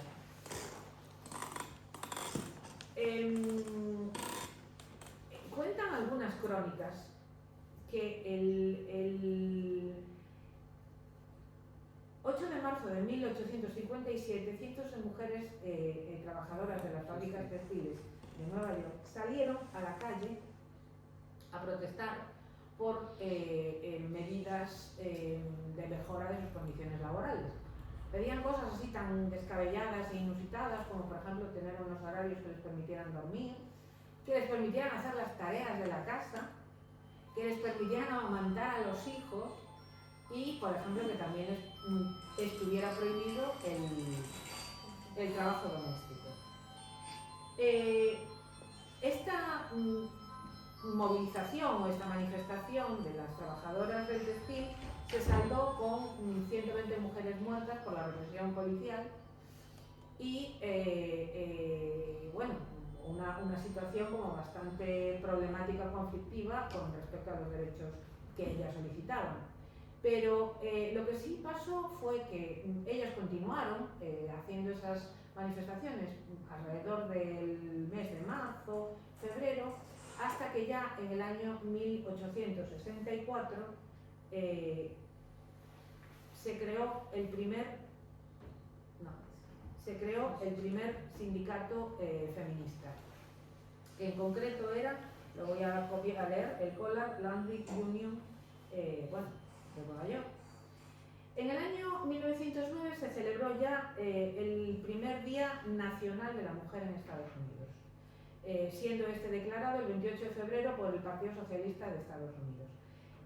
La fecha sirvió para la movilización y la conmemoración de muchas reivindicaciones bajo el lema Pan y Rosas, en el que el pan simbolizaba las condiciones de trabajo, o sea, las mejoras de condiciones de trabajo, y las rosas serían las vidas de las mujeres. Bueno, aquí os dejo un poemita, una cancioncilla que cantaban ellas en aquel momento. Un año después, en el 1910, la segunda conferencia internacional de mujeres socialistas en Copenhague reiteró las demandas feministas que estaban, como dijéramos, que surgieron ya en Estados Unidos. Y a propuesta de Clara Zetkin se proclamó el 8 de marzo como Día Internacional de la Mujer. En esta conferencia internacional también se pedía, o principalmente se pedía, además de las mejoras laborales, el sufragio femenino, ¿no? Entonces, bueno, fue como uno de los grandes hitos. Pero el bautizo de sangre, por llamarlo de alguna forma, del movimiento feminista y del 8M fue en el año 1911, cuando una fábrica, que habréis oído la historia alguna vez, la fábrica de camisas Triangle Shirtwaist ardió, con las 10 plantas del edificio ardieron, con sus casi 200 mujeres en el interior, que estaban atrapadas por los propios jefes para impedir los robos, pero claro, no pudieron salir. Murieron, creo que fueron, lo voy a buscar, porque aquí está, 146 mujeres y 23 hombres. Y esto conmocionó a la opinión pública y empezó a suponer un cambio respecto a la regulación de las condiciones laborales, no solamente de las mujeres, sino de las mujeres y también de los hombres. Fue muy importante una marcha fúnebre que se hizo por las calles de Nueva York, que se supone que es esa imagen, en la que participaron más de 100.000 personas. Bien, como la tragedia coincidió con las marchas de la misma época, de la época de marzo, pues como si dijéramos consolidó un poco el mes de marzo, así en general, como el mes de la reivindicación feminista.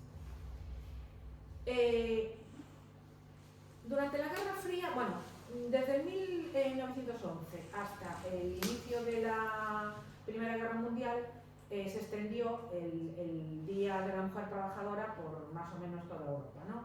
En el 1911 se celebraron en Alemania, en Austria, en Dinamarca, en Suiza, creo que el 28 de febrero había sido en Suiza. La principal exigencia seguía siendo el voto femenino. Y todas estas movilizaciones estaban amparadas, auspiciadas por el Partido Socialista, los diferentes partidos socialistas europeos. Pero a partir de la Revolución Rusa, el 8 de marzo pasa a identificarse con el bloque soviético. Y entonces, claro, ¿esto qué pasa? Que supone como una especie de alejamiento de los partidos o del resto de los países de Europa con respecto a ese día. Bueno, esto es una manifestación rusa del 8 de marzo, de principios de siglo, bueno, de partir de la Revolución, y de estas se sucedieron durante la época de la Unión Soviética, siguieron manteniéndose a lo largo de todos los años, el 8 de marzo y por más o menos esas mismas fechas.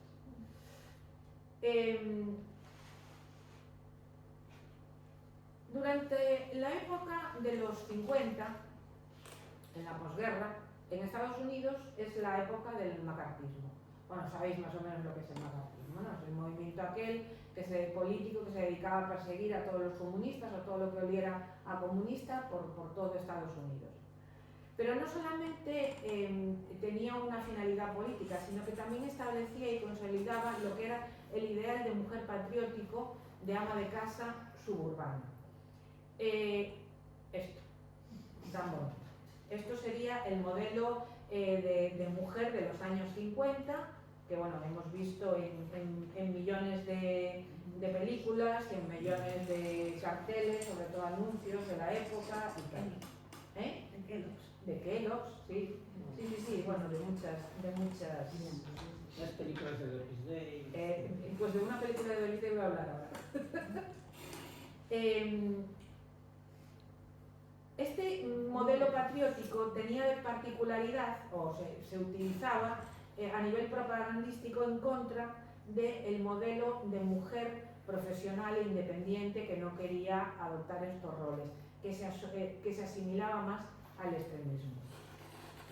Y en este punto a mí me gustaría hablaros de un libro que se hizo viral en el año 2019 que se llamaba ¿Por qué las mujeres disfrutan más del sexo en el socialismo? No sé si habéis oído hablar de eso. Bueno, pues este libro mantiene una teoría que concuerda mucho con lo que decía Kollontai de que la compraventa de caricias destruye la noción de igualdad de sexos, ¿no? Bueno, ella se refería a la prostitución, pero el autor de este libro, que ahora no me acuerdo el nombre, pero no lo apunté, decía que el hecho de que en el sistema capitalista el hombre fuera el proveedor y que la mujer fuera la que estuviera en casa, le hacía, como si dijéramos, contribuir al sistema ofreciendo su cariño, su amor. Por tanto, el sistema soviético, que garantizaba la independencia y la emancipación de la mujer, hacía que ellas disfrutaran del sexo de una manera mucho más libre, no tan centrada en satisfacer al marido como sería en la época, bueno, en esta época, en estos años 50 y 60 de Estados Unidos. A partir del 1900... Esperad un segundo porque la tengo aquí. A partir del 1963, Betty Friedan escribe un libro que se llama La mística de la feminidad. Y este libro denunciaba lo que ella llamaba el malestar que no tiene nombre en las amas de casa de clase media americana. Y a mí esto me recuerda mucho a que vosotros, supongo que habréis visto películas de la época, que todas iban al psicoanalista, todas iban al terapeuta, ¿verdad? Igual que iban a la peluquería o que iban a la manicura, iban al terapeuta. Perdonad un segundo. Bien. Friedan utilizó la expresión esta del malestar que no tiene nombre para describir una ideología cultural dominante en los 50 según el cual la realización femenina pasaba exclusivamente por ser madre y esposa, frente a la ambición profesional y el no desarrollo de la maternidad como un símbolo de frustración e incluso de cierta desviación, ¿no? Y aquí es cuando quiero hablar de la película de Doris Day, porque me acuerdo de una película de Doris Day que se llama, esperad que lo tengo apuntado, Su pequeña aventura, que es una película en la que Doris Day es la típica dama de casa de los años 50 americanos y un día ayuda a vender un producto de limpieza o un producto de jabón, ahora no recuerdo qué producto era. Y claro, la compañía lo vende, ¿no? Le va muy bien y tal, entonces la compañía decide ofrecerle un contrato y empieza a trabajar. Bueno, aquello es una catombe en su casa, porque claro, su marido es el típico hombre, cirujano, proveedor que viene a su casa y claro, aquello es terrible porque ella emancipada, pues Dios mío, va a desatender la casa, va a desatender la familia, me va a desatender a mí, me va a dejar, bueno, un desastre. La película tiene un final feliz, precioso, en el que consiste que ella deja todo su trabajo y vuelve para casa. Y yo la verdad la vi hace relativamente poco y me puso de una mala leche que no os podéis imaginar. Bueno, supongo que cuando la vi de jovencita me haría gracia, pero estas películas de chaval me hacían gracia, pero ahora ya no me hacen gracia ninguna. Bien, la mística de la feminidad se considera el germen de la segunda ola feminista. Aunque bueno, bien es cierto que luego después hubo teóricas feministas que lo criticaron mucho porque se centraba solamente en la mujer blanca de clase media, bueno, muy estereotípica y tal, pero sí que es verdad que abrió un punto ahí de inflexión bastante importante con respecto a lo que sería la segunda ola feminista. En el 66, Friedan cofunda la National Organization of Women y aquí ya esta organización ya empieza a reivindicar pues ya los derechos laborales, derechos reproductivos, que eso siempre fue algo muy, muy importante y muy destacable, y bueno, derechos sociales y derechos políticos. En Europa, bueno, Europa se está reconstruyendo tras la guerra, que bastante tiene con esto. Y como si dijéramos, empieza a despertar el feminismo a partir de los años 60, sobre todo a finales, con el mayo del 68, o sea, junto con el despertar del espíritu del 68 en toda Europa, sobre todo en Francia, aparece también la reivindicación feminista. Gran influencia, evidentemente, de Simone de Beauvoir, oh, lo dije bien, Sí. nunca lo digo bien, de Simone de Beauvoir y, lógicamente, a partir de la segunda ola, el 8M se resignifica y pasa a ser ya no solamente un día de reivindicación obrera ligado a la mujer proletaria, sino que ya se empiezan a pedir otro tipo de derechos reproductivos, sociales, bueno, todo, la legalización del aborto, etcétera, etcétera. En el año 1975 es declarado por la ONU el Año Internacional el Año Internacional de la Mujer, y a partir del año 1977 la ONU adopta el 8 de marzo como el Día de las Naciones Unidas para los Derechos de la Mujer y la Paz Internacional. Y yo no sé qué pinta lo de la paz internacional aquí, pero bueno, el 8 de marzo se declaró este día y en el año 77. Bien, vamos entonces a ver dónde empezó la división del feminismo.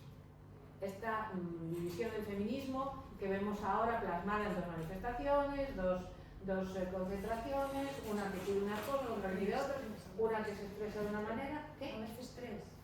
Bueno, a veces tres, sí, hay de todo.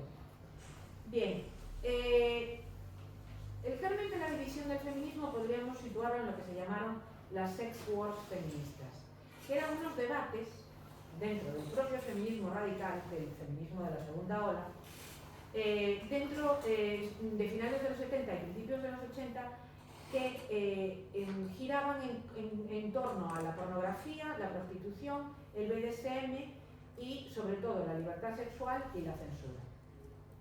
Había dos corrientes enfrentadas. Por un lado estaba el feminismo radical antipornografía, ¿no? El feminismo antiporno, que sostenía que la pornografía, prostitución y BDSM no eran formas de liberación sexual, sino que reproducían la subordinación de las mujeres a los hombres. La pornografía, por ejemplo, como una forma de violencia, la prostitución como una forma de explotación, no como un trabajo, y el BDSM reproduciendo las dinámicas de dominación del propio patriarcado, y cuyas figuras representativas fueron Andrea Dworkin y Catherine McKinnon, que intentaron o procuraron hacer algún tipo de modificación legislativa para, sobre todo, controlar la pornografía, sin mucho éxito, pero bueno. Por otro lado, bueno, aquí tenemos una marcha de la época del feminismo antipornografía y bueno, lo que es el feminismo radical. Por otro lado estaba lo que se denominó el feminismo sex positive o feminismo prosexo, que lógicamente criticaban a las feministas antiporno por mojigatas, puritanas, moralistas, conservadoras, todas esas cosas que nos suenan a algunas un poco. Defendían la autonomía sexual, la liberación de expresión sexual y las prácticas sexuales consensuadas como empoderamiento feminista. El kit del feminismo prosex siempre es el consentimiento, el consenso y la coerción. O sea, ahí no se habla ni de deseo, ni se habla de igualdad, ni se habla de nada. Solamente se habla de si yo consiento o no consiento. Y ya está. Para las feministas prosex, las prácticas sexuales en sí no eran violentas ni dominantes, eran una expresión de la libertad sexual. La prostitución era un trabajo válido dentro del sistema capitalista, el BDSM consensuado no era violencia, y restringir la pornografía, pues claro, eso era darle mucho argumento a los conservadores y a toda esta gente. Aquí tenemos unos preciosos carteles, sobre todo el blanco a mí me vuelve loca. O sea, es que me parece tan gráfico de lo que realmente significa esto, es que me parece terrible. Bueno, tú lo estás viendo, ¿no? Sí. Terrible. La representante principal del feminismo pro-sex era Gail Rubin, que en el libro Thinking Sex hablaba del pánico moral, ¿no? Referido a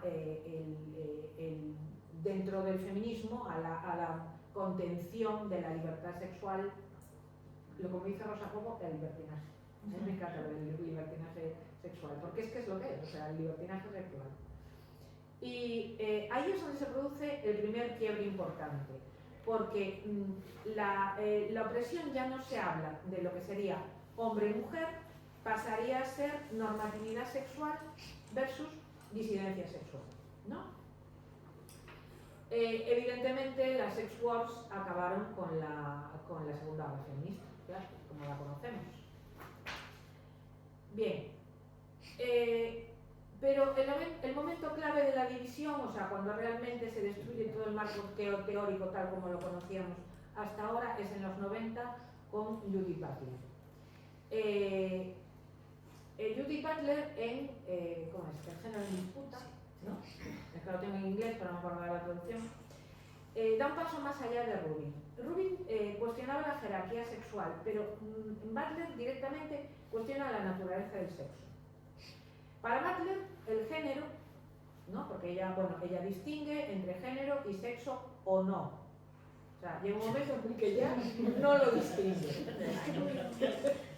Ella empieza hablando de género y luego habla de sexo, pero luego después empieza a hablar de sexo y cuando te das cuenta de lo que está hablando es de género. Pero bueno, para Butler el género es performativo y no correspondería o no expresaría el sexo, sino que más bien sería algo discursivamente construido. Y el sexo también. Por tanto, el sexo no tiene una base estable, sino que es una categoría producida por la heterosexualidad con la finalidad reproductora, y eso es lo que crea el binarismo sexual. A ver, voy a intentar explicarlo de otra forma. Porque es que esta mujer... Bueno, os voy a confesar una cosa, yo no he leído a Butler.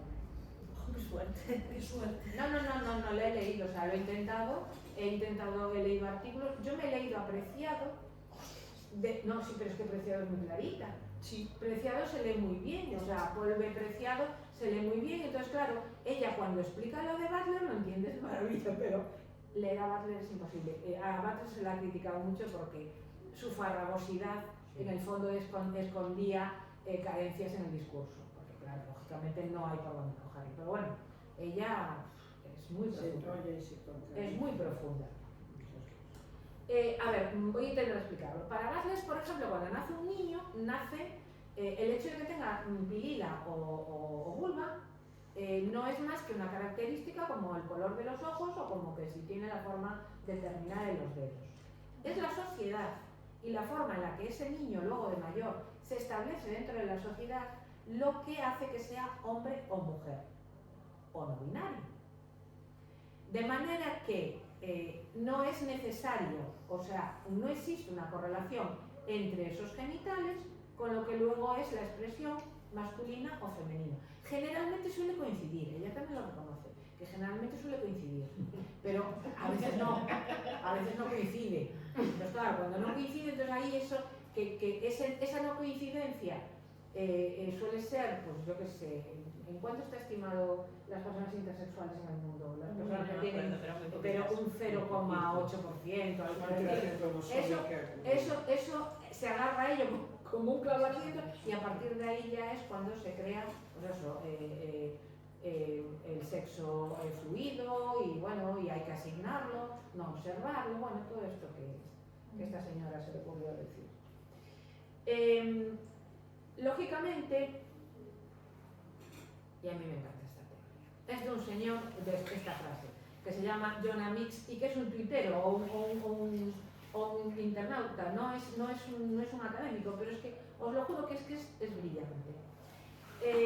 Claro, lógicamente, para el feminismo, la teoría queer pierde el anclaje material, porque desplaza el eje estructural patriarcado-capitalismo a lo que sería el eje individual de identidades y discursos, ¿no? De manera que esto encaja mucho mejor con los marcos liberales que con los marcos marxistas o con los marcos materialistas. Daros cuenta de una cosa. Estamos hablando de los años 90. Los años 90 acaba de caer el muro y hay, como si dijéramos, un revulsivo a nivel occidental en contra del marxismo como ideología. De hecho, desaparece el comunismo, es el eurocomunismo, la socialdemocracia, o sea, como si dijéramos, el materialismo marxista se diluye. Y claro, esta señora, que es una señora que vive, estudia y trabaja en Yale, que es una señora muy ligada a las élites liberales y del Partido Demócrata americano, pues lógicamente sus teorías tienen un implante social tremendo. O sea, de hecho, es que es lo que se estudia en las universidades, es por lo que se rigen las legislaciones. O sea, ahora no existe ya el feminismo radical materialista como lo conocíamos en los años 70, 80. Ahora todo es la tercera ola feminista. Ya ha desaparecido la segunda ola y la tercera ola lo está como si dijéramos, fagocitando todo. A partir del año 2010, el marco cambia, porque claro, ya deja de ser académico y pasa a ser legislativo. Es decir, empiezan a aprobarse las primeras leyes que contemplan la identidad de género y la autodeterminación registral de sexo. De manera que en el 2012 se aprueba en Argentina la primera ley trans que contempla la autodeterminación de género, luego en Dinamarca, en Malta, en el 23 aquí en España, hasta el año 25 en donde se aprobó en Cuba. En el año 2016, lógicamente las categorías pasan de la teoría a la ley y entonces, claro, el conflicto se agrava lógicamente porque se plasma en hechos sociales, ¿no? Por ejemplo, la autodeterminación registral del sexo. Por ejemplo, el acceso a los espacios segregados, cárceles, vestuarios, hospitales, centros de mujeres refugiadas, etc. Por ejemplo, los deportes. Entonces, claro, ahí el conflicto se empieza a agravar. Pero no es hasta el año 2016 que sale a la luz. Es el año, como si dijéramos, donde la división se vuelve visible de cara a la opinión pública. En el año 2016 pasa una cosa muy importante, que es el Me Too. El Me Too cambia las dinámicas de poder, redefine o intenta redefinir de nuevo las dinámicas de poder hombre-mujer con el sexo de nuevo como eje de opresión. Claro, estamos hablando de un conjunto de mujeres que denuncian la situación de poder, o sea, de violencia sexual que ejercen personas que están por encima de ellas, en este caso Weinstein, que fue el famoso violador de un montón de actrices, y están denunciando una situación que lógicamente no contempla la autodeterminación ni contempla la identidad, o sea, es una cuestión que les ocurre a ellas porque son mujeres, ya está, o sea, no hay más. Por otro lado, el feminismo queer continúa por su lado, ¿no? Sigue enfatizando la identidad de género como categoría central. De hecho, el Me Too enfatizaba la experiencia femenina basada en el cuerpo y la vulnerabilidad sexual frente al concepto que sostenía el feminismo queer, ¿no? El enfrentamiento se aceleró mucho y se visibilizó mucho ya no solamente en manifestaciones, en la calle, sino en las redes. Y aquí os voy a contar el caso. ¿Sabéis quién es esta chica? ¿Os suena la cara? Sí, Rose McGowan. Es Rose McGowan, es la actriz de Embrujadas. Esta fue una de las primeras que denunció a Weinstein. Bueno, primero, Alisa Milano, otra actriz de Embrujadas, puso un tuit preguntando cuántas mujeres se habían sentido o habían sido violadas por este señor. Aquello fue un sin Dios. Y luego después ella fue una de las caras más visibles. Bueno, pues yo recuerdo, porque esto lo recuerdo yo, a Rose McGowan hablando de cómo Weinstein la había violado, cómo Tarantino lo había ocultado, cómo su pareja, Robert Rodríguez, de aquella época, también lo sabía y nadie había hecho absolutamente nada. De hecho, le arruinaron la carrera a esta mujer. Y en plena rueda de prensa alguien dijo, bueno, ¿y las trans qué? Y entonces ella dijo algo así como, bueno, sí, venga, ya os vimos.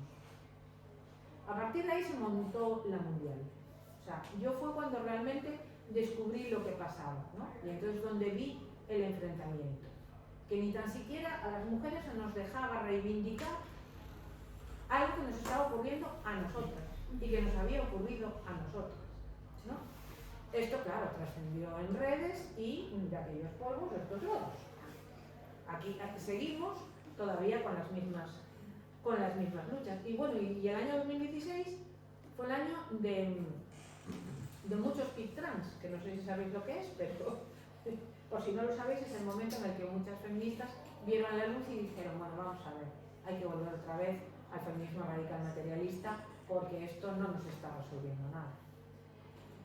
Bueno, vamos a hablar entonces del caso español. A mí me hace mucha gracia, de hecho le he puesto el nombre del caso español, porque lo de que España es diferente es cierto, o sea, en ese sentido España ha sido totalmente diferente. Bueno, así por hacer un recorrido, durante el franquismo los derechos de las mujeres estaban muy limitados, hasta la transición el feminismo permanecía en la clandestinidad. No fue hasta la muerte de Franco y ya el inicio de la transición que comenzaron a aprobarse los primeros derechos. Bueno, en el año 78 se despenalizaron los anticonceptivos. En el año... sí, los puse aquí. En el año 78 se despenalizaron los anticonceptivos. La Constitución reconoce por primera vez la igualdad del hombre y la mujer. En el 81 se aprueba la ley del divorcio, en el 85 se despenaliza parcialmente el aborto y luego ya en los 90 ya es cuando se crean los primeros organismos públicos como el Instituto de la Mujer y se introducen las primeras políticas feministas dentro de los ministerios. Luego fue Zapatero el que hizo el primer Ministerio de Igualdad, pero sí que había ministerios de Aznar que tenían departamentos feministas. En el 2004, ya con Zapatero, se aprueba la Ley Integral contra la Violencia de Género por unanimidad, increíble, hoy en día. En el 2007 se aprueba la Ley de Igualdad Efectiva entre Hombres y Mujeres, que es una ley importantísima, que muy poca gente la conoce, es una ley importantísima. Y luego después, en el año 2010, se aprueba la Ley de Salud Sexual y Reproductiva, o sea, la Ley de Plazos.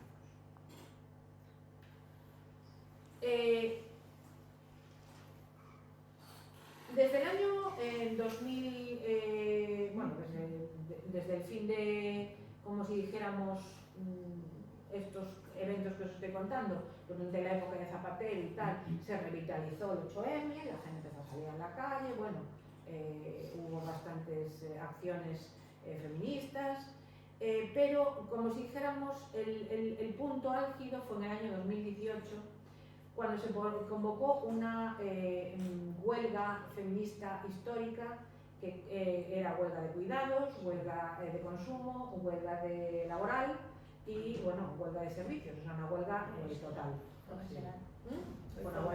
Una huelga general femenina. Las causas de esta movilización, esta es una foto de Madrid de ese 8M, es increíble. Increíble. Cientos de miles de mujeres en toda España. Increíble. Las causas de esta movilización histórica fueron, además de, bueno, lógicamente, los rebufos del Me Too que venían del otro lado del charco, que aquí también se dieron algunos casos, hubo muchas actrices que comentaron sus circunstancias y tal, y bueno, evidentemente el machismo estructural. El caso de La Manada fue, como si dijéramos, el punto más álgido de todas estas protestas.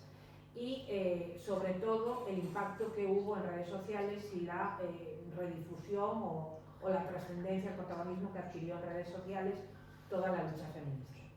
Pero a partir del 2020 y con la llegada de Unidas Podemos al poder y con la llegada de Irene Montero al Ministerio de Igualdad, la unidad se empieza a romper. Las principales tensiones surgen a raíz del proyecto de ley trans que Irene Montero quiere implementar en España con la autodeterminación de género, de sexo, libre. Y luego también se acrecienta o se evidencia la confrontación entre el abolicionismo y el regulacionismo de la prostitución, porque dentro de Unidas Podemos hay partidos que son regulacionistas de la prostitución e incluso de los bienes de alquiler. De hecho, que por ejemplo es imposible aprobar ninguna medida enfocada a la penalización de los prostituidores, el aumento de condenas a puteros, a proxenetas, etc. La fractura total, lógicamente, se materializa con la aprobación de la Ley 423 para la igualdad real y efectiva de las personas trans. Entonces, a partir de ahí ya empieza la división. Ya en el año 22 salieron las primeras manifestaciones por separado, o empezaron a haber los primeros bloques separados. Y luego en el 23, 24, 25 y hasta este año salen en Madrid, en Barcelona y en otras capitales de España, pues manifestaciones separadas. Por un lado estaría el bloque abolicionista, que sigue las modificaciones o las movilizaciones históricas del Día Internacional de la Mujer y sigue luchando, gritando consignas en contra de la abolición a favor de la abolición de la prostitución, este año contra los bienes de alquiler. Se sigue defendiendo el sexo como categoría política, se critica la autodeterminación de género, etc. Y en general todos los puntos de la agenda feminista. Y por otro lado, el bloque transinclusivo queer regulacionista, ¿no? Con unas manifestaciones más cercanas al Pride que a lo que sería una manifestación feminista,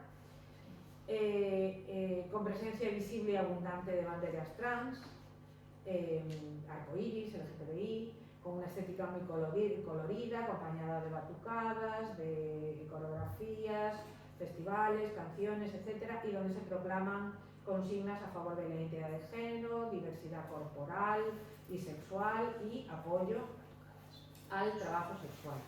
Y el feminismo transinclusivo queer, como si dijéramos, justifica este tipo de manifestaciones en aras de ese feminismo alegre y disfrutón, del que habían hablado algunas teóricas de ellas, en el que la propia performatividad colorida, folclórica, divertida y tal, también forma parte de esa ruptura y de esa forma de entender el feminismo y la lucha en la sociedad patriarcal. Bien, para ir resumiendo, el Día Internacional de la Mujer Trabajadora es un día para mejorar las condiciones de la vida de las mujeres que trabajan. Entonces, es un día para mejorar las condiciones de la vida de las mujeres en general, porque trabajan todas, sean asalariadas o no. En distintos lugares. En distintos lugares y de distintas formas. Muchas gratis y otras no, pero el 98 o 97% de las mujeres mundiales trabajan, de una u otra manera.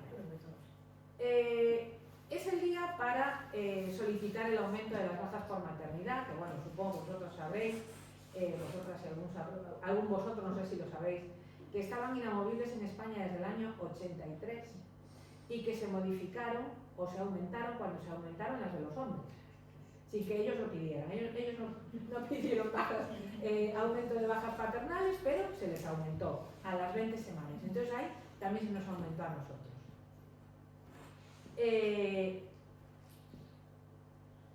Es el día para pedir, por ejemplo, bajas propias por maternidad. Es decir,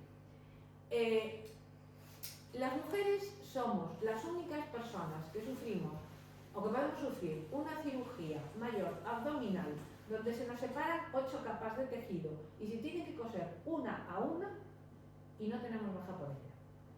Pero nada, ni un día. Se supone que la baja por cesárea va contemplada dentro del permiso maternal. Pero ¿qué pasa? Que si, por ejemplo, el padre, que está dentro del permiso maternal, tiene apendicitis, a él lo operan de apendicitis, le dan su baja, y como se supone que el permiso de paternidad es un derecho del niño, se le paraliza el permiso de paternidad, disfruta de su baja y luego se reincorpora de nuevo a su permiso paternal. Esto a las mujeres no nos pasa. Las mujeres parimos, ya por vía normal, os lo puedo asegurar, que no es nada fácil, y que por lo menos una semanita dejándonos que nos podamos sentar y a gusto nos venía bien. Si ya es por cesárea, ya os digo que es eso, es una cirugía mayor abdominal, y ya al día siguiente llegamos a casa a los 2 días, ahora creo que son 2 días, ¿no? A los 2 días ya llegas a casa y ya te tienes que poner a limpiar, a fregar, a cuidar al niño, a darle la dieta toda la noche, o lo que sea, ya no tienes derecho a nada, o sea, a nada en absoluto. El Día de la Mujer Trabajadora también es un día para la no cancelación o no renovación, para luchar en contra de la no cancelación o la no renovación de los contratos por el embarazo, que pasa, sigue pasando. No te pueden despedir, pero pueden no contratarte o no renovarte. Para que la edad fértil no sea un hándicap laboral para las mujeres, es decir, que el que tú estés en una etapa fértil no suponga ningún tipo de problema para que aquí te den un ascenso, porque igual te quedas embarazada, porque igual después no vas a poder realizar tal o cual trabajo, eso pasa. Para que la jornada maternal, me refiero a la reducción de jornada, no suponga una pérdida de poder adquisitivo u oportunidades profesionales para las mujeres, porque a ver, a fin de cuentas nosotros estamos cuidando consumidores. Entonces, bueno, en un estado capitalista eso tendría que tener un cierto valor, ¿no? Tú cuidas un futuro consumidor, un futuro cliente, pues qué menos que luego después a ti eso no te suponga un hándicap y no te perjudique laboralmente. Para que se persiga el acoso sexual en el trabajo con la misma dureza que el robo, el caso de Móstoles, que tú tengas que estar intentando demostrar que tu jefe te ha acosado laboral y sexualmente, porque el acoso laboral de las mujeres suele ser sexual, y sin embargo para el robo no hay ningún problema, o sea, tardas 5 minutos en que te echen a la calle. Para el fin de la brecha salarial y del techo de cristal, que bueno, sí, efectivamente, legalmente no se puede pagar de distinta manera un hombre que una mujer. Pero ¿qué pasa? Que los complementos personales, esos no entran dentro de esa categoría. Tú puedes los complementos pagarlos en función de lo que tú quieras pagarlos. Y los CEOs, los grandes ejecutivos, negocian directamente sus propios sueldos. De manera que una mujer en una alta ejecutiva puede cobrar un 30%, no menos que un hombre, no, un 30% de lo que cobra un hombre cuando es alta ejecutiva. O sea, hay casos de mujeres altas ejecutivas que cobran 300.000 euros al año y por el mismo trabajo un compañero suyo, otra persona que sea un ejecutivo de una empresa, cobrar 900.000 euros al año. Y eso ocurre, y yo sé de un caso que lo leí, o sea, es que me quedé alucinada. Un 30%, que es increíble. También es un día para que los estándares de confort y seguridad en los puestos de trabajo no sean establecidos por el patrón hombre. Y cuando hablamos de estándares de confort, nos estamos refiriendo, por ejemplo, a las EPIs. Ahora las EPIs ya se empiezan a adaptar los cascos a las cabezas de las mujeres, o por ejemplo los asientos ya empiezan a contemplar la ergonomía de una mujer. Pero yo recuerdo una vez habían reído de una concejala de Podemos porque en una reunión había dicho que el aire acondicionado estaba muy alto y que eso era machista. Claro, la gente se rió de ella, Manuel Batiente. Bueno, pues tenía razón.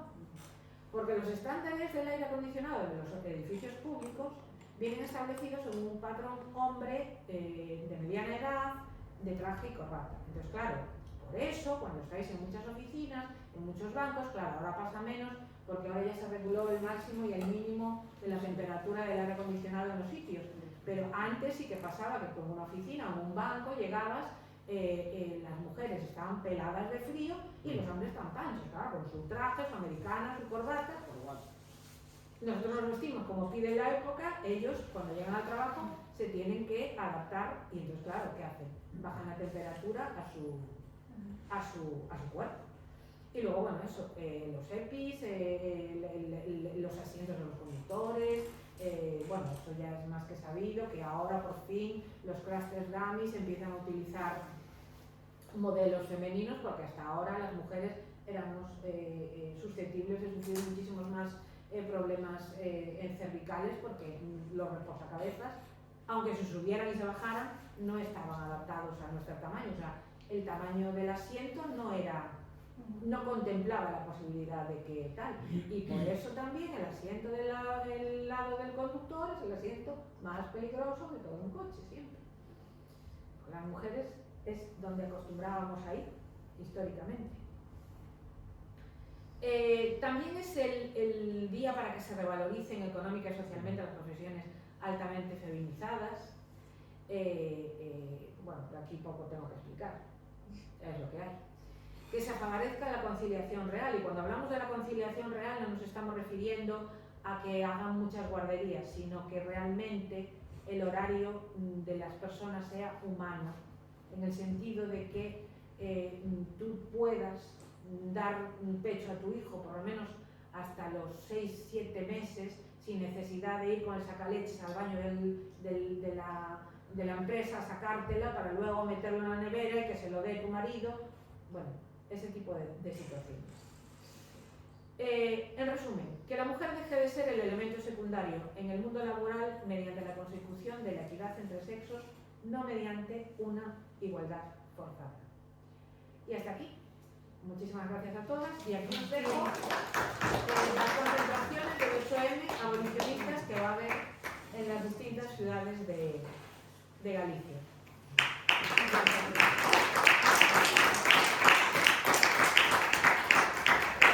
Non sei se alguén quere facer alguna pregunta. Cris se ten que ir, ten que levar o seu ordenador. Alguén ten alguna pregunta? Queres comentar algo? Se os gustou? Non os gustou? ¿Esto de quién es? Un pouco así, seguimos falando das mesmas cousas. Pero dice que llevamos dando voltas, pero yo creo que sí que avanzamos. Sí. Home, sí. No podemos posturas.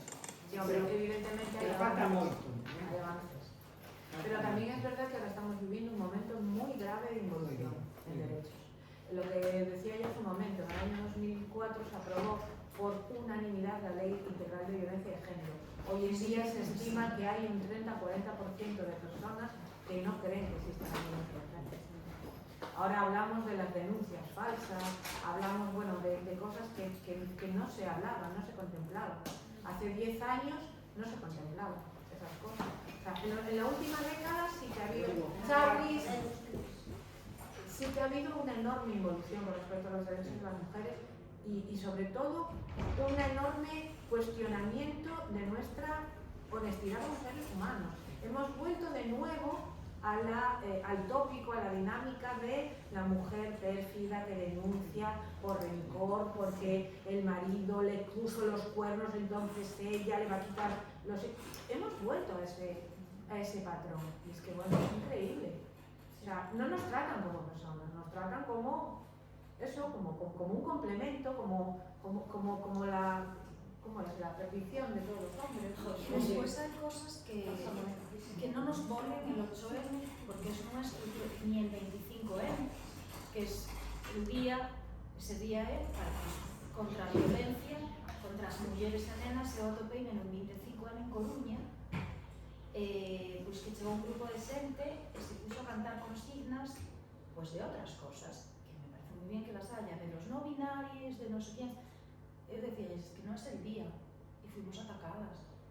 Decía yo, bueno, y simplemente por decir, oye, es como si yo me voy al día de, no sé, pues de la gente no binaria o de, yo qué sé, de cualquier otra cosa, a gritar es que no es vuestro, ni siquiera se respeta ya ese espacio, ni ese día.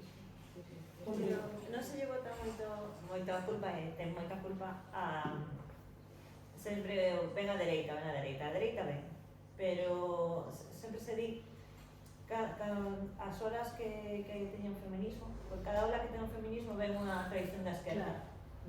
E non foi despois do 2018 que nos debilitou foi a esquerda e por eso agora somos tan firmes ante a derecha. La división La de la que acabo de hablar yo la causó la izquierda.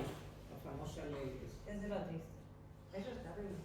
No, es cierto. O sea, la división feminista no la ha causado la derecha. La derecha no está en este Se lo jardín. está aprovechando. La derecha ya no va. ¿Qué?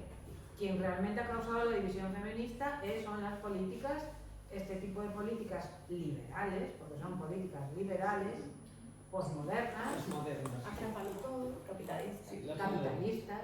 modernas de la fiesta. ¿No? Que bueno, que yo este año, ya es que cada año me alucina más, pero es que este año vi un anuncio de un sitio de masajes, pero no de masajes con un final feliz, de masajes quiropráctico, masajes no sé qué, que se promocionaba, os lo juro, de verdad. En el próximo Día de la Mujer y en el próximo Día del Padre regala un para un masaje. Yo como me hagan un regalo, se lo meten en la cabeza a alguien. O sea, es que la gente, lo de que te feliciten el 8M, dices tú, pero ¿cómo me felicitas el 8M? Pero claro, eso entronca también dentro del feminismo alegre y disfrutón de Clara Serra y de todas estas. O sea, de este sector del feminismo que es heredero del feminismo pro-sex, que, oye, ¿por qué no? El feminismo es muy... Es alegre. Es alegre, es performativo, es batucadas, es festivales, vamos a abordar no sé qué, vamos a hacer talleres de emputizar la ropa.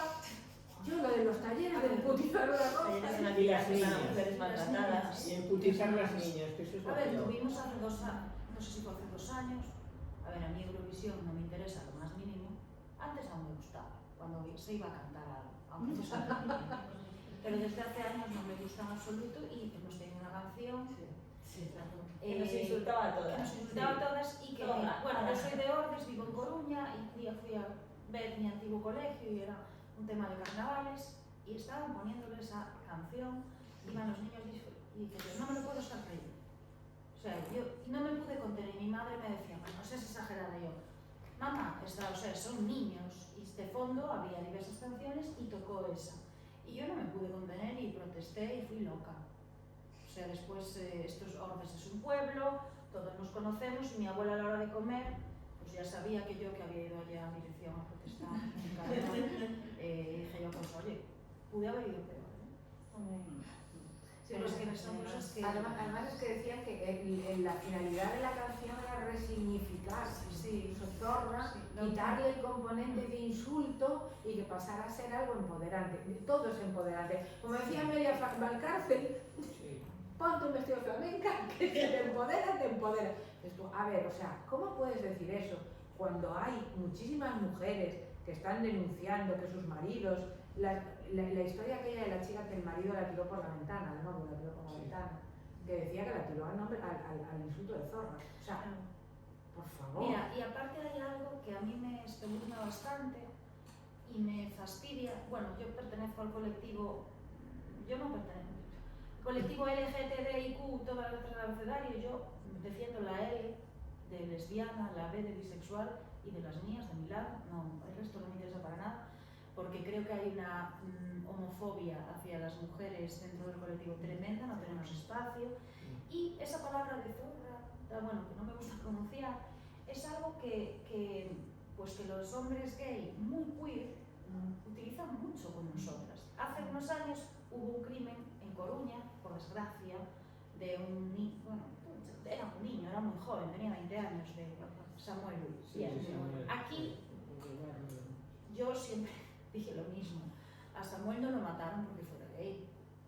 Si si pasas tú, te van a llamar esa palabra, puta, zorra, o si paso yo, me llamarán la misma, o gorda, o si pasa mi abuela vieja, iban a matar a alguien y coincidió esa persona.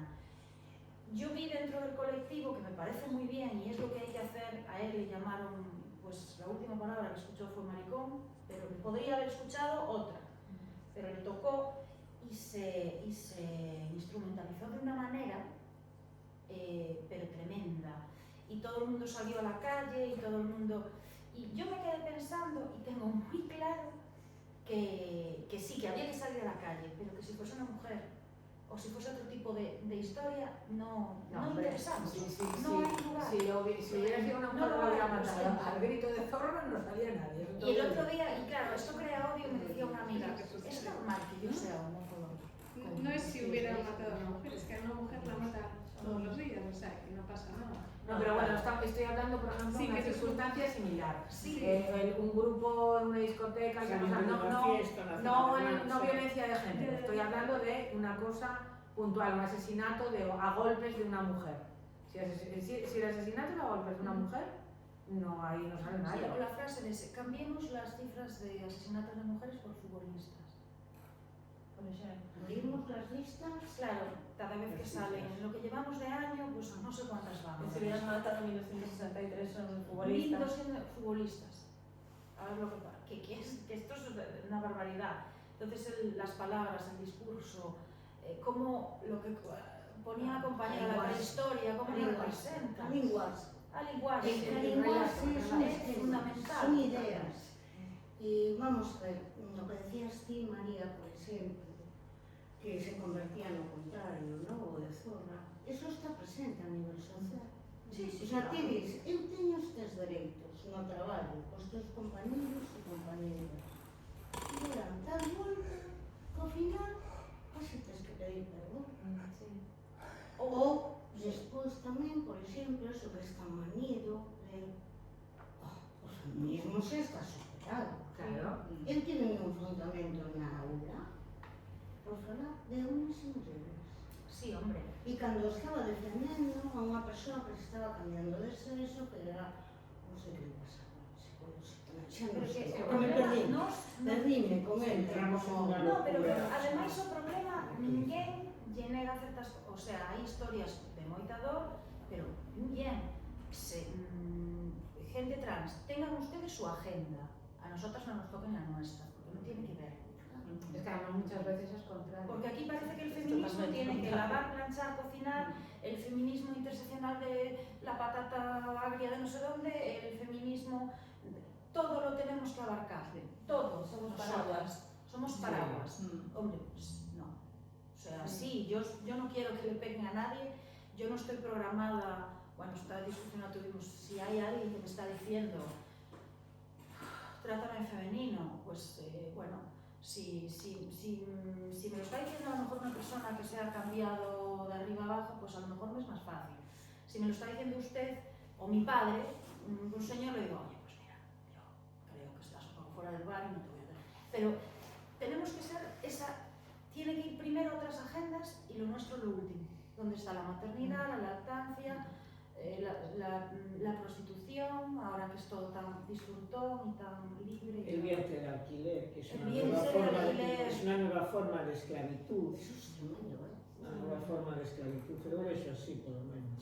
A lei vicaria, aparte de... Claro, é que vos non sei se sodes nais, eu non son nai, pero non me imagino levar algo dentro a cambio de cartos y que aquí no pasa nada. Yo lo No, es que pago aparte, y ya te aparte la no sé, gente me que se parece. dedica a las propias agencias que se encargan de sí, los que propios facilitan tratantes todo. dentro de los programas y tal, ya tienen el tratamiento Sí. psicológico de las madres. Porque, a ver, es que es biología pura. O sea, tú cuando tienes un niño dentro tienes una serie de reacciones fisiológicas que te hacen que, de hecho, hasta te aumenta el tamaño del cerebro. Te queda el ADN del niño para toda la vida. Te queda el ADN del niño tuyo y el tuyo de él y el del tuyo. O sea, y te aumenta el tamaño del cerebro. El tamaño del cerebro aumenta. Aumentan conexiones, o sea, hay un montón de... Pero es que es biología pura, pero nos pasa a nosotros, le pasa a las vacas y le pasa a los terneros, a a los carneros, Eso bueno, no, eso con los falsos. sí, no, pero eso es horrible. A las jirafas, les pasa a todos los mamíferos. Eso Los mamíferos no, superiores. es terrible. Pues a ver, tenemos que hacer una serie de disociación de lo que llevas dentro, no establecer ese vínculo que estableces con él, que es un vínculo químico, fisiológico. Pues no, tienes que romperlo. Y en las propias agencias, el psicólogo dice, tú madre mía. A mí lo que me fascina es que cuando falas con xente que merca bebés, es que non tienen ningún tipo de conciencia ética, é dicir, Que va. es decir, No tienes si esta muller xestando o teu fillo desenrola problemas físicos crónicos toda a vida ou morre no parto, porque nos partos se sigue morrendo. Sí. A ti como te queda el cerebro? O sea, porque tú tenías el caprichito de ser papá, porque é un caprichito, Porque porque hai todos- moitos xeitos de ser padre. Se podes adoptar, hai moitos nenos no mundo, empobrecidos, o sea, Sí. É que a non. xente non entende que ser nai ou pai non é un dereito. No. É algo que, bueno, Pero podes cando decidir, falas pode con acontecer, muchos- hai formas de maternar, como distí, formas de paternar. É especialmente patriarcal, porque cando falas con esos matrimonios, porque moitos son parellas gays, Sí, sí, Sí. xa te lo iba a decir. pero outros son matrimonios, son homes e mulleres. E o home o que insiste, os seus xenes tienen que ser os de Henry Cavill, que tienen que pasar a sus descendientes, o sea, No, además, aparte, ya no solamente eso, es que legalmente la madre es madre adoptiva. sí. Es muy raro que una mujer, o sea, una pareja heterosexual que se va a Ucrania a Sí. comprar un niño, el que se lo permitían, que ahora, bueno, por lo visto derogaron la instrucción del 2010, pero lo que le permitían registrar era porque era hijo biológico de él, de una supuesta infidelidad, y entonces tenía derecho a registrarlo porque la madre biológica renunciaba a él.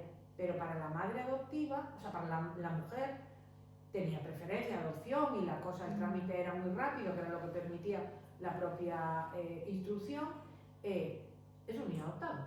Sí. O sea, no tiene nada tuyo.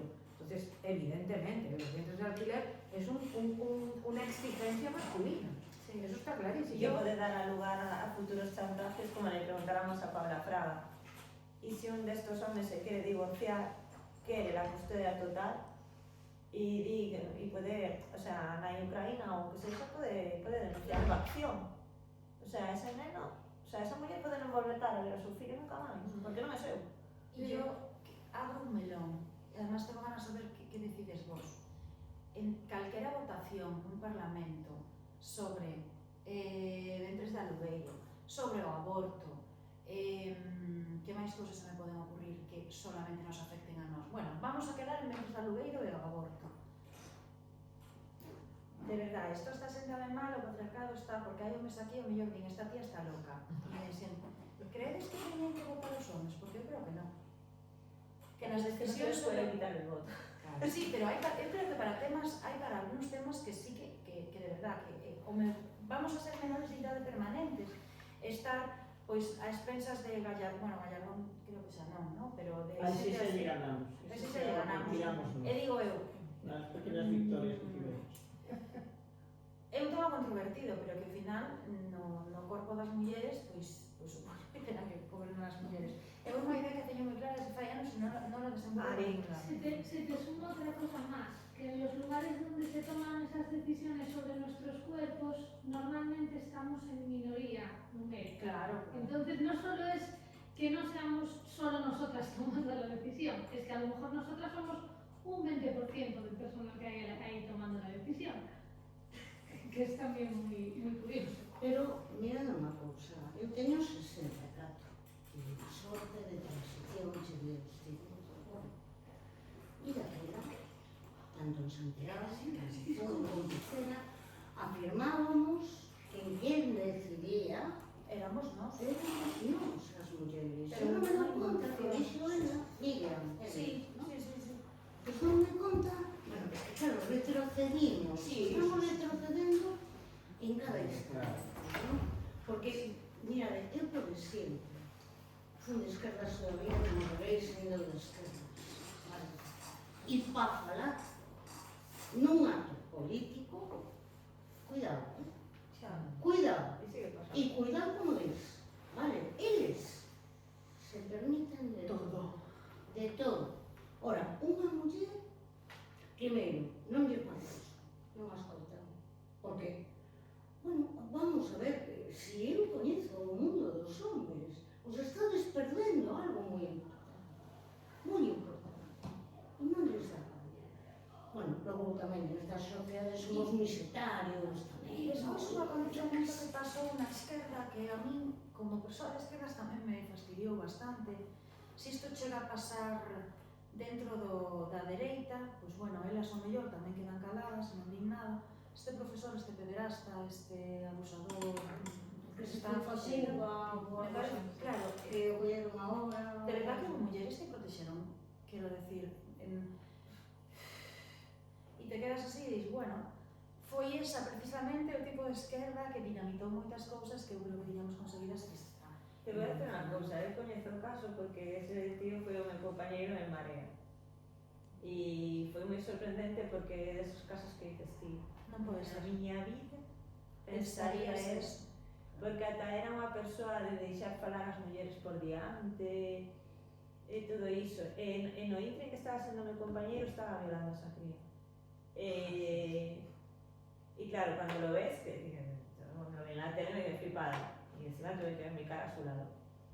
E moitas mulleres que sí que o dixemos en redes. Sí que lo Sí, denunciamos. moitas que sí. Pero o seu partido, porque se estuvo dicindo sempre que estuvo en Marea e que estuvo en, non me acuerdo como se llama, non eran partidos, eran confluencias, e a confluencia na que estaba en Ourense, él estaba nun partido estatal, nun partido que tuvo representación, e ese partido estuvo calado todo el A eso ratito, claro. todo el ratito, nunca diciendo, ese chico era, lo voy a decir, era de Podemos. E estuvimos moi calladitos todo el rato. Bueno, claro, que a xente sigue confundindo as Marea con Podemos, con tal, con cual, porque el artículo que montaban. Pero aquí convino, ¿sabes? En plan, no era de Sí. Marea, era de no sé qué de Ourense, no, Sí. era de Podemos. Y de ese partido que nos quiso impoñer unha voceira estatal e unha diosa case. E creo que foi a peor lepra que tivo o feminismo español. No sé, desde Franco. Creo que era por todo el feminismo del último, de este siglo. ¿Esto usted piensa? Bueno. Y yo me tengo que ir corriendo, Pero lo siento mucho. vamos a tener esperanza porque sí que estamos vendo cousas que en eso se está indo para atrás e creo que estamos tendo outra vez reestructuración e que podemos ter esperanza. Creo que temos máis conciencia. Sí, a mulleres sí. Eu creo que As mulleres sí.